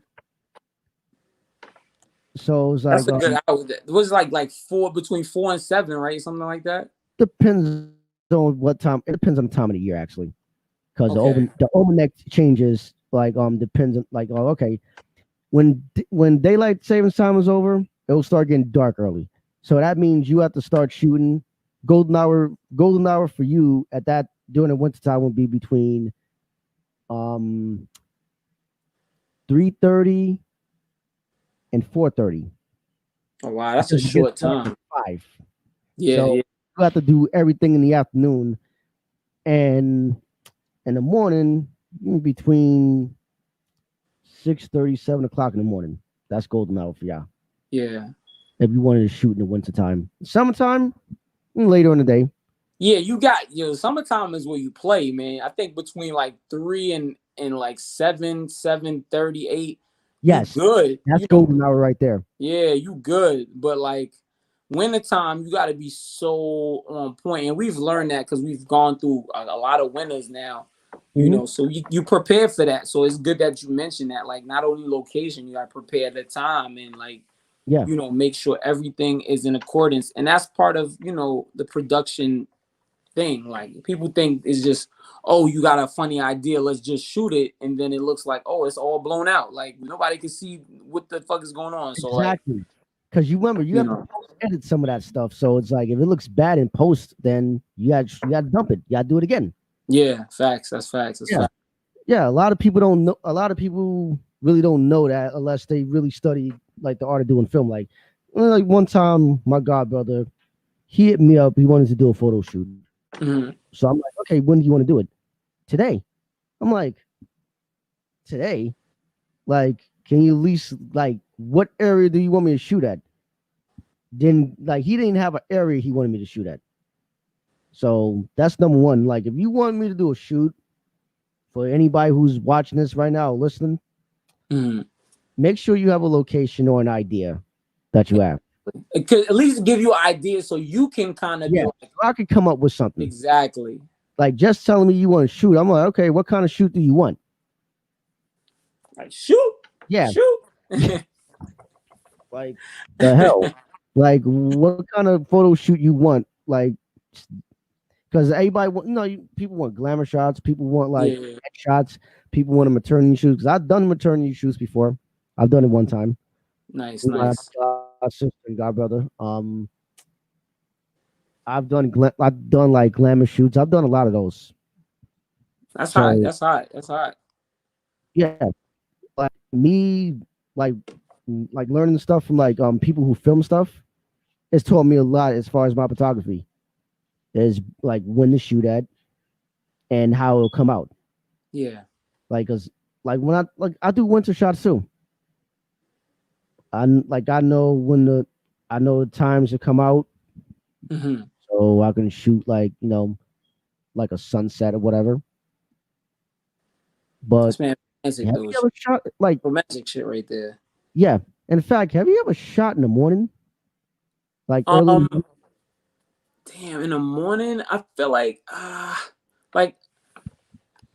I don't think we shot anything. I mean, when you did the Charlie story with Knox, so I think Mhm. we started shooting around like maybe 10. I think that's the earliest we shot. It's funny because I'm a morning person, so I would prefer to shoot in the morning, honestly, but because of just scheduling, when we dealing with actors who really live in a regular life, Yeah. so it's hard to get people in the morning. I would ideally love that. My brother Cliff, he worked location for like Person of Interest and like Okay. a number of shows. He's used to doing morning shoots and like Yes. That's when they throughout the shoot those day. So shots. Hmm. yeah, so that's how, really it starts really early, depending on what you shoot. It could be like Yeah. late night, so I've shot I two. remember one of Alicia Keys' videos was shot inside Grand Central where the shuttle was, Wow. and I know they did that late night. Yeah, yeah. You could There's no just way tell. in hell they're shutting that down to do that video. They're gonna go there early in the morning when nobody's using that so they can shoot. Yeah. There's Because no nobody, reason to shut it down when you, like you said, you could do it in the morning. yeah, you can do We've it. shot. It's funny because we shot at Grand Central recently, Hmm. but I've shot a piece for my brother James. Yeah, The Oracle. We did a film called The Oracle. We shot in Grand Central, and we shot it early. Yeah, that was an early shoot. We shot that probably like 10, 11 yeah, on a Saturday, but we got lucky. It wasn't that crazy. So you could sneak some shots in early. Depending on how you move. You just got to be smart about it. yeah. Like if I was to ask somebody to shoot a trailer for this show or intro video, I would love to shoot it in the morning, Yeah. like like early in the morning, like if it's the summertime before shots like that, the way it looks in post, it looks like Mhm. empty, deserted, and it's just you. Yeah, yeah, yeah. I would love something like that. Like that's dope. I mean, during quarantine, a lot of people were shooting. Like, I did a freestyle in Chinatown, Hmm. kind of close to the LES area, Yeah, and it was nobody out there. And we did it. My boy Ox shot. We shot. This is like right when like things was starting to get where like people was like, yo, you shouldn't be outside at all. And it was really like chill. Like, and we was able to get like this one area in Chinatown that's always packed. It was nobody out there. We shot a freestyle. We was there for like 2, 3 hours, yeah. and it came out looking dope. But on a regular day, it's hard to get that space without a grand amount of people around it. Hmm. So in a sense, the COVID and quarantine was a beneficial. We just was able to use this as a benefit. But you just got to be smart about it. That's the only thing. You know. Yeah, you have to choose wisely exactly where you want to shoot at, what time, and there's always elements because remember, like anybody who does indie films is like they don't have like the pull. Well, they don't got a permit to knock off the street, so it's like you have to film when you know people. Like for example, remember that show Money and Violence? Yes. Oh my god, that Yeah. show was fucking awesome. I never watched it all the way, but I was rooting for them because I remember, didn't they get signed by the Rock Nation deal or something like that? I think so. There's, Yeah. but I think one of them got in trouble, and then Yeah, I from think there, that's the what whole happened. shoe Yeah. fell. Yeah. Because I think that's why a lot of these people coming up who do shows like that. I think something always happens between. It's like always some sort of dissension in the group. Yeah. Well, it's a nigga was really about his money and violence, and Yes, it's like, like bro, that's the name of the show. You ain't really have to do it, like yeah, But yeah. The show was awesome. I remember when I was put onto that. I watched it all the way through, and then the story got interesting. yeah, yeah. I wanted to see what happened from there. I'm so I heard it mad. was really good. I'm so mad how the last one ended. We will never get a continuation of it because I've been waiting for that dude to kill Mister. That's his name, right? If I'm I well, I don't, was I don't, I like, wouldn't know enough of it. I Yeah, think I his don't name know is enough. Mister or something like that. Like somebody could correct me if I'm wrong.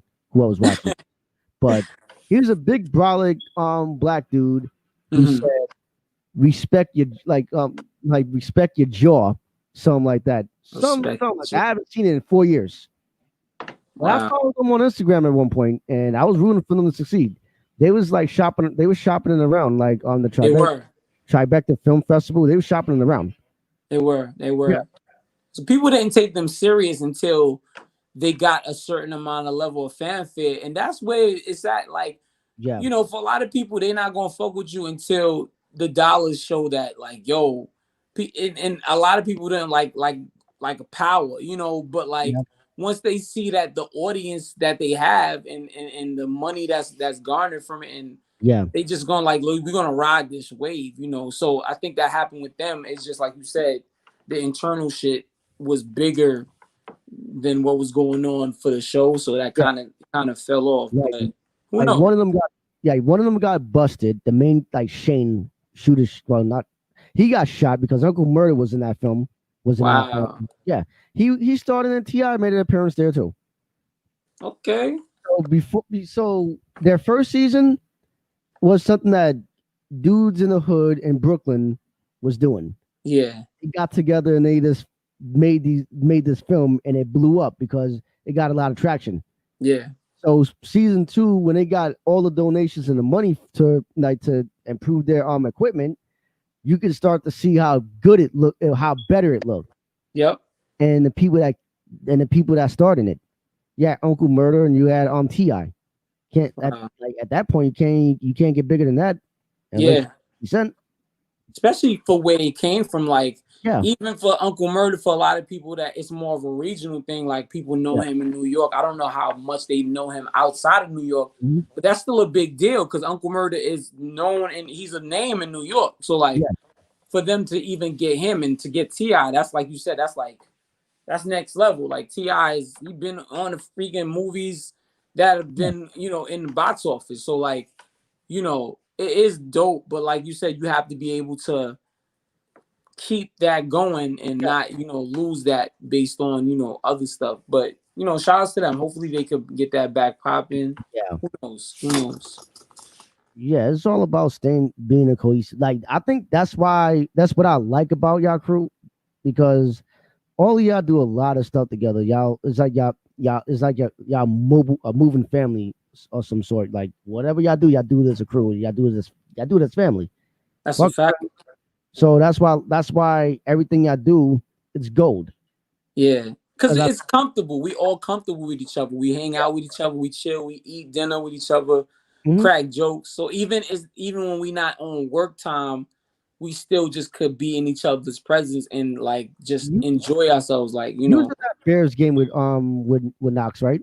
Last I year. didn't. I did. I wish I did. I wish I did. So I was watching it on TV, but also watching my Snapchat because he was posting on Snap.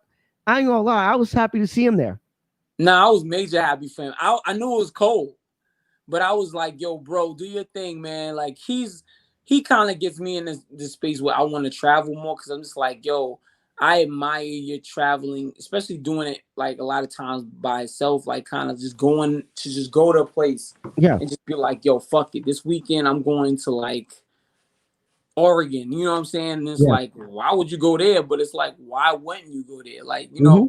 and fuck it, that even if I go and I'm linking somebody over there, like I'm just going to chill. Most people like I'm not gonna go unless my cats is with me, you know what I'm saying? But it's like, nah, nigga, like you born alone, die alone. Just move, like Yeah. go and enjoy people and learn the world without having to have somebody on your back all the time, like a Smithers. You know what I'm saying? But I don't know. But I appreciate that about him. I think that's commendable because a lot of people are scared to move around without that safety net of their friends or like spouses and things like that. Yeah. Like I travel a lot myself, and I've gone to Chicago. I've gone to Vancouver, British Columbia, Nice. Seattle, Nice. LA, Florida, Jacksonville, Florida, Tampa, Florida, Nice. Arizona. A few years ago I did a road trip. Ramon and our boys, he moved there, so I took the ride with him. Hmm. Went through states that I never thought I would go to. Where Like that? I'm gonna give it to you in order. We of course we have to go through New Jersey and PA and Delaware and stuff. We Okay. used PA for hours, and then The we end up. PA is brolic. It's like Virginia going down south. Yes. It's like this Mhm. will never end. Yep. It took 5 hours to even get through PA. Yeah, it's 5 hours until we ended up. Okay, the first then we stopped in Ohio, Columbus, Ohio. okay. Then we stopped in Indianapolis. Stop like I had to take a picture in front of Lucas Oil. I had to. Midwest. Yeah, I'm a Peyton Manning fan, so that would have been That major. stadium in person is beautiful. Oh man, I envy you. Yes. I went there. Let me see. Went there. We fell like we stood the night at a rest area somewhere in the back roads of Illinois. Mm-hmm. Like ironically, I went to Chicago a few months after that because I like that was in November of 2017, and I went in August of 2018. So that was crazy. Nice. So basically, Nice. Nice. I went to Illinois basically months apart from each other. That's So, hot. That's hot. That's hot. hmm I want to go out there too. My girl was telling me about going to Chicago. She still want to go there, and like you we should. was like off and on about it because I just was like, I'm not. It's not on my list like OD, but it's just somewhere I would do want to see. But yeah, that's dope, man. Like Let me tell you something about Chicago, huh? because a lot of people are afraid to go out there because of stuff that they hear, like with the drill music and stuff like that. Yeah, Honestly speaking, this is my personal opinion. I feel like the violence out there or what they say about it is just overrated to me. yeah, Only because it's only they only it seems like only part of Chicago, and that's South Side. yeah. Southside, yeah. There's more to Chicago than the South Side of Chicago, than Inglewood and Facts, stuff. There's other areas. There's a facts. lot to do. So if people would just get on the damn train, because I'm gonna tell you something. I've been like riding trains and buses alone since I was 12, Mm-hmm. because like my grandmother didn't know I was doing this, and when I told her, she was like, I thought I was going to get in trouble. Then she was like, she thought it was a good idea for me to leave the neighborhood, and that's what I did. Nah, that's a great idea. I think leaving the neighborhood when I was young, it opened me up to be around all type of people. But you only in your hood, like that's all you know. That's Yes, like that's not good. Like exactly. It's like I want to go to other boroughs to see what they have to offer and stuff. Like I've I've gone to Queens alone by myself. I've gone to Brooklyn by myself. mm, I've gone to crazy place like all parts of Manhattan by myself. yeah, And one time I actually let me see what I'll tell you what I did. I took the I took the 40 Utica Avenue one time, and I took the B-17 all the way to Canarsie, the very last stop, because it stops right in front of Canarsie Park. And I just transferred to another bus and rode that journey randomly. What I did was I rode it to the next train station, because mm-hmm. what I learned about getting lost in New York is whatever, no matter what train you get to, is going to connect to the stop that you need to get to your train. Nah, facts. Or you're gonna go. Your middle point could be like 42nd, and it's like I can start from there to get where I gotta get anyway. So you can always take Exactly. that train to a stop that's gonna be like a major hub. Like Yeah. So it's like if I was to take the R, like a bus, and end up in Bay Ridge, Brooklyn at 95th Street, I know mm-hmm. I could take the R to Union Square and then take the 4 or the 5 back to the Bronx. Nah, it's a fact. That's a fact. So That's the one thing I think New York they get overrated, underrated as far as like our transportation, like as far as MTA. yeah.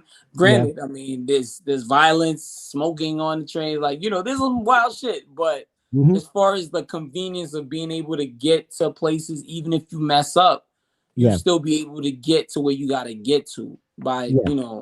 riding the train for or bus for a little extra time. hmm You see, Chicago, their transit system is just like ours. Okay.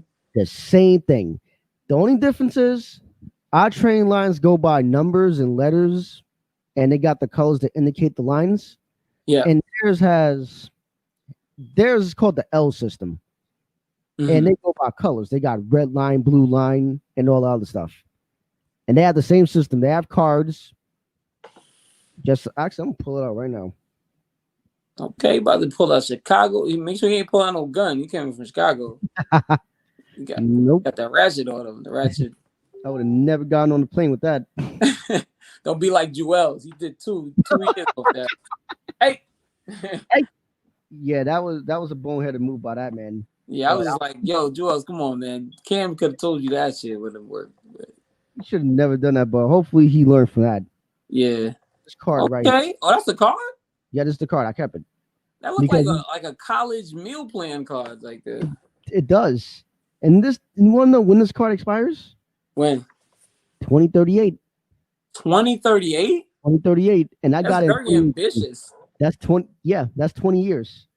It's crazy because the Metro cards in New York is like literally a year. Like they don't trust you to keep that Metro Yeah. card for. Mm-hmm. Wow. Yeah. I got this card because I know I might go back because I do want to go to a Bears game. Nice, I want nice, to go. I do want to go to Soldier Field, so I'm gonna most likely go back. Unless nice. I'm renting a car, then that'll be something different. Oh, Hopefully. nah, that's a fact. That's a fact. You might see me out there one day, hopefully. To get Yeah. a deep dish pizza. Oh, I love deep dish. Deep dish is they're good. They ain't better than our pizza, but they're good. Yeah, I feel like New York got it. I mean, you gotta go to Jamaica Queens. You gotta go to Margaritas, man. Jamaica Queens, go to Margaritas. You tell me if that's not the best pizza in New York. You know what? I'm going to actually go there and try their pizza just because you told me. Margaritas on Jamaica Avenue. It's not like a block or two from the Jamaica E line on the last stop. Just Jamaica be like, Center. yo, I gotta go to Margaritas. You walk Mhm. towards the Coliseum block. As you going towards the Coliseum, Margaritas is to your right. Woo, You know what I'm gonna. best pizza I've had. You know what I'm gonna do? I'm like if I because my cousin lives in Far Rocks, my older cousin. Okay. Yeah, so I'm gonna go. Like if I go see her, maybe I'll stop by there before I get to her. So that'll be a good idea. Yeah. Or if you can't get the margaritas, you go to the Coliseum block and they got the Yeah, Jamaican patty spot, like yeah. right on Coliseum block. Best patties you ever had.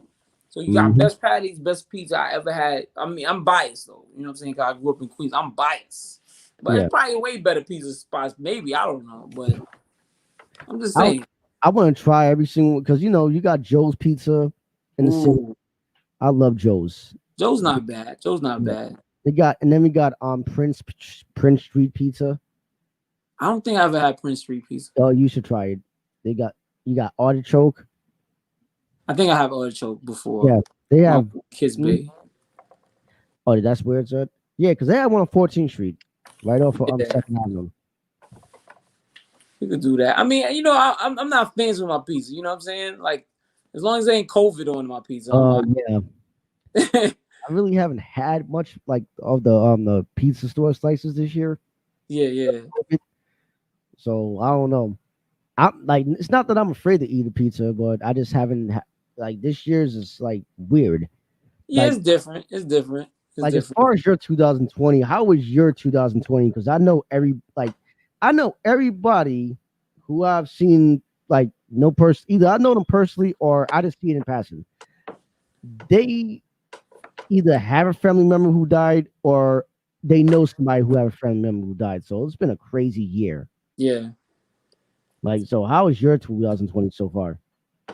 I mean, 2020 is mixed. Like, I feel like as far as content wise and as far as like what I'm doing as like an artist, I Yeah. feel like I've done a lot this year. Mhm. Like, as far as like being consistent, putting myself out there more. Hmm. In that regard, I feel like it's great. But like as far as like, people passing away and just like I didn't have close family members that passed away, but like friends of family members and like it was crazy. Like and then, the celebrities that passed and different things. So that part of it is just it's horrible. But Yeah. you just gotta look at the good things of this year because people were like, yo, forget about the whole year, cancel it.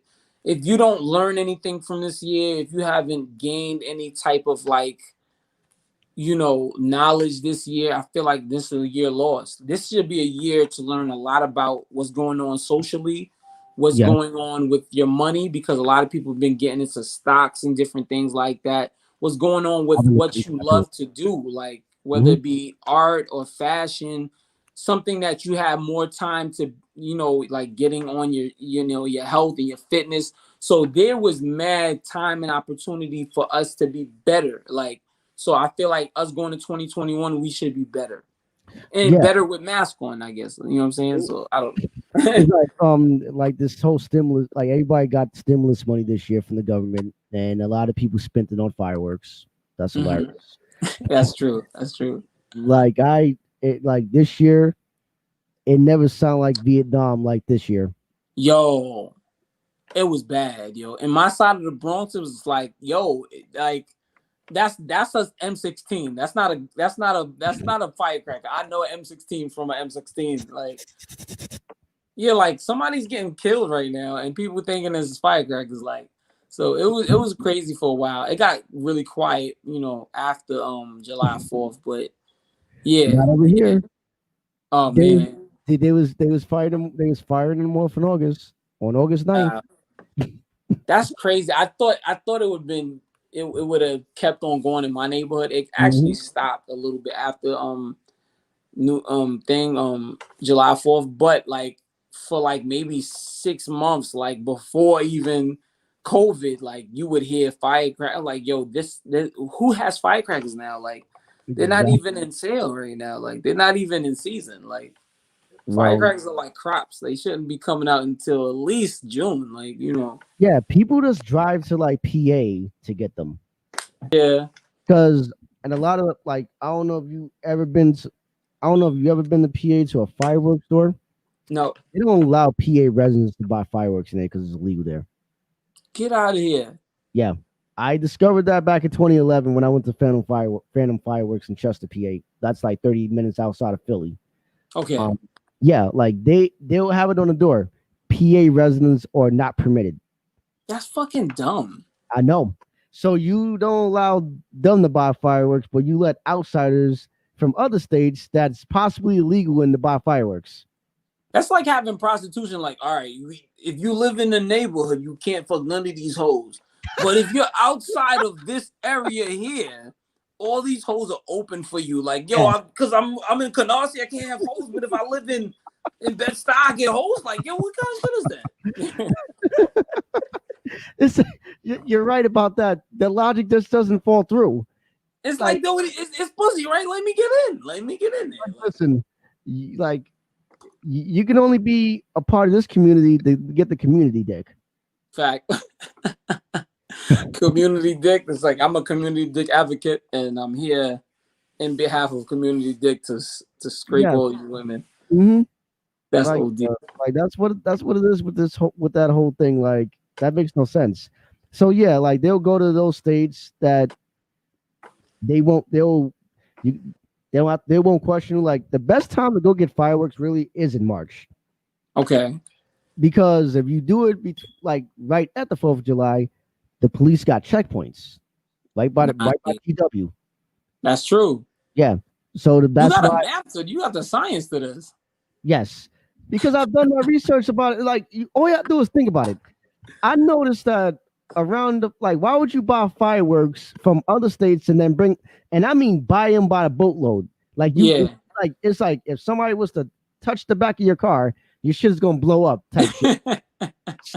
So why you bringing them shit like drugs? Like, why you bringing fireworks on a 3rd?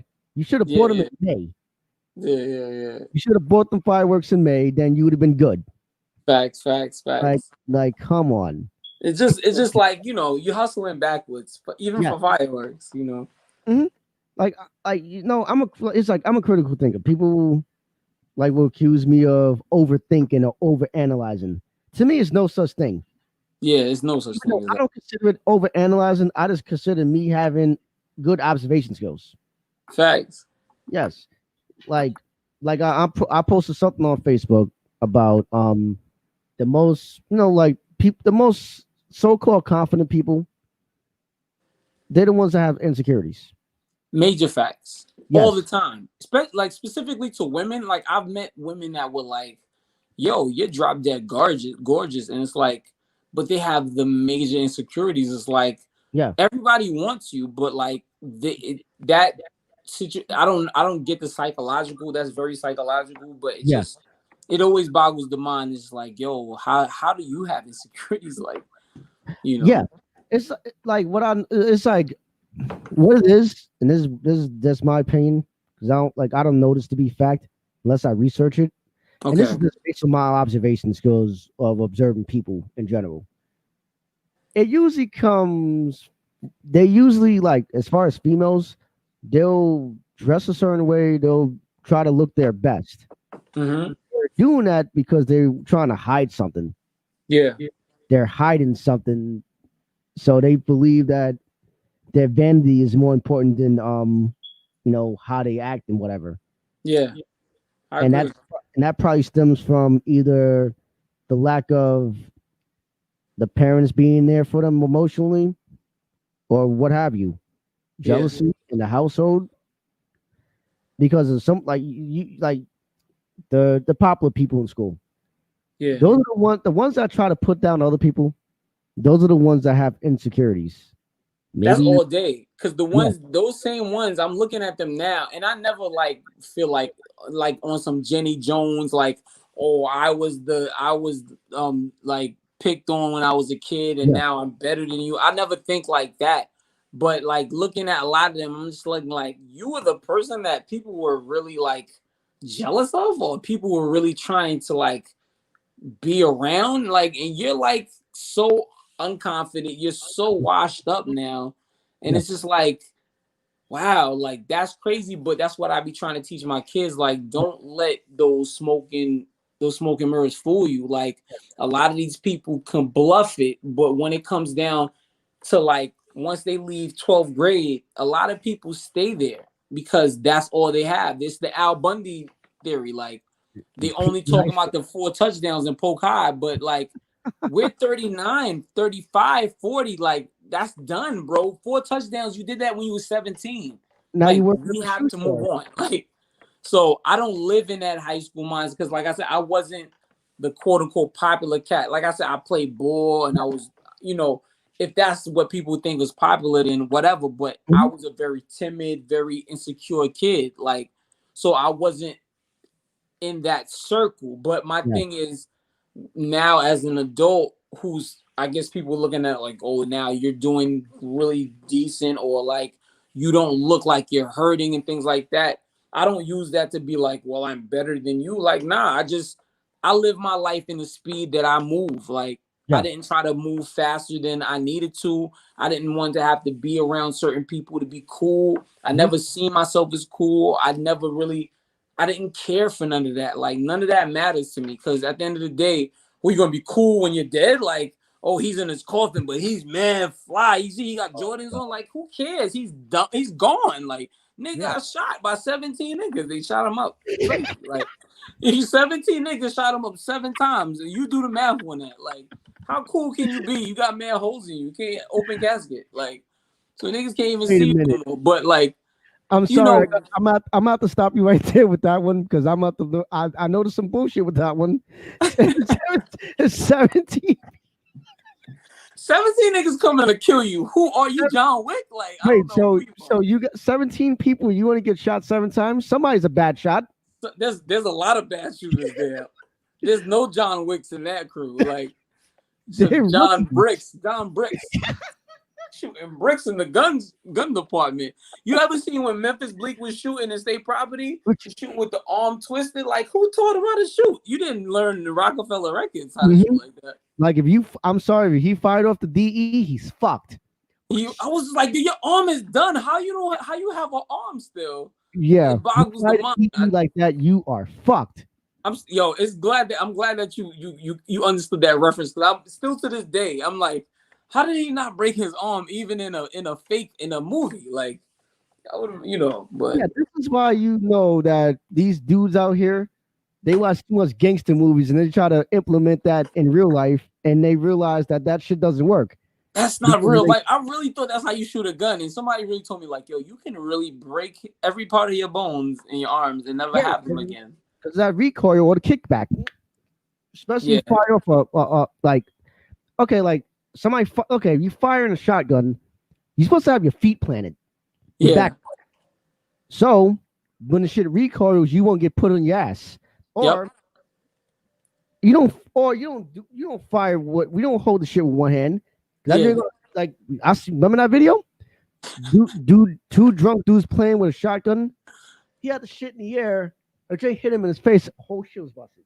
yeah. Shit is done Stupid, for you. He lucky he stupid. ain't died like that. Like these people, I'm all for everybody owning guns, but be safe about it Not and be everybody serious. can own a gun, man. I don't know. I feel like with people having babies, they should have licenses for people who even have babies and guns. Like, That's I true. mean, I know they got gun licenses, but they gotta like there's certain people walking around like they gave you a gun, Yeah, son. You can't even they should read. You can't even read a they paragraph, should do son. a Like psych test for that. it's like yeah, they got to give you a very you know. I mean, that's what we talk about with police. Like, don't just give anybody a badge and a gun and say Exactly. with the officer. Like, you know, regardless of how we feel, and there's decent officers out there, and everybody knows that. But like, there's some that are just regular people who just have a lot of like malfunctions in their processing of using guns and discretions of shooting them off. So Yeah, outside of defunding the police, we need to teach them and pick the right people. Like you know, yeah. They need to pick the right people and then give people background checks, thorough background checks, thorough. and thorough, real thorough. Like find out what the hell, find out where he uses like where he used the bathroom as a kid. Find out if he got picked on because some of these people are just bullies and dicks. Nah, facts. Or Yeah, got and like bullied. and and and you know, like I don't got a problem with police because I never really had all like run-ins like that with them because I try to stay away from them. Okay. At one point I wanted to do law enforcement. Don't Okay. like the funny thing is where you grew up at Lafrac, Hmm. that's where the NYPD has their application processing division. That's And I true. went I there because I know was because trying they to stopped me a yeah. couple times. Yeah, so I've been in that building before. So Yeah, yeah. I know all about the process of becoming an NYPD officer because I tried to do it at Right. one point and I got disqualified. But like would I want to be that? No, But because I think that was a different part of your life. I wouldn't. yeah. When I was a kid, I wanted to be an officer. I never thought anything of it. Like you know, Hmm. you just Hmm. kind of grow and you change your mind on things, which is Yeah. it's natural. You know. Hmm. The reason for that because I got the stigmatism in my left eye, and I'm like, you know what? I'm not gonna correct that Yeah. just for that. Yeah. Now, if I was getting a job as a camera guy or something, and I need laser eye surgery, then I'll do it because that makes Yeah. sense. But to do law enforcement, no, because Nah. I think I probably would have got fired anyway because I would have stood up for the dumb shit. Yeah. He'd be like, "Yo, I'd you have really been going to like, stand up for Black Lives Matter?" Like, oh, you don't need to be in this department. Like, I'm you like, I'll stand up for whatever the fuck I feel like standing up for. The facts. fuck? I don't care Listen, what that's it what is. we need. Actually, obviously, I can't even front. My phone is about to die. I know we've been Hmm. on here for 2 hours. This is crazy. But I do Yes. gotta get to work though. I ain't gonna lie. Yeah. I ain't trying I to was kick gonna wrap. myself off. I was gonna wrap this up anyway. I was just looking at the time because this is how I do my interviews. Like This is crazy. This is it's dope. like I'll wait until they decide to get off because me and you can flow on here for hours. But I do appreciate you coming on here though. I Nah, I really do. appreciate you having me, man. This is dope, man. This is my favorite interview I've had thus far, and like, man, you dope with this, man. I appreciate your time, man. This is fire. I'm glad I'm your favorite one. Like, well, before I go, I do have to ask, what makes little old me your favorite interview? Like, what is it about this? I just want to Well, make sure so I know I'm doing the right thing or what and what not to do the next time. Well, I think it's just the comfort. Like when, and we spoke about this before we got on. It was just Right. like, yo, the interview has to be a regular conversation. Like this is a regular Yes. conversation I would have with any of my homies. You know what I'm saying? So Mhm. like when that's the case, and you're not pulling no Barbara Walters, like you know, you like, yo, how was that? When that time when you ate that ice cream when your mother told you not to? What was that Stupid. time? You know, you're not just asking me like hard hitting questions. You know, but it's just like naturally going through the flow of a conversation. I think Yeah. that's what makes it dope. And then, like I said, it's just the whole experience. So the Willie Green experience is just it's his thing, man. So I hope you know whoever's watching and those that will see this afterwards really like see how dope this is. And I appreciate just having the platform to be able to share, you know, my thoughts and you know Yeah. put on for my fam. You know, Yeah. I'm gonna try my best to send you a copy of this episode so you can use it on your end to promote. But please do. yes. Or if you I don't know if you can do it on your end as a guest. I'm not sure if you could.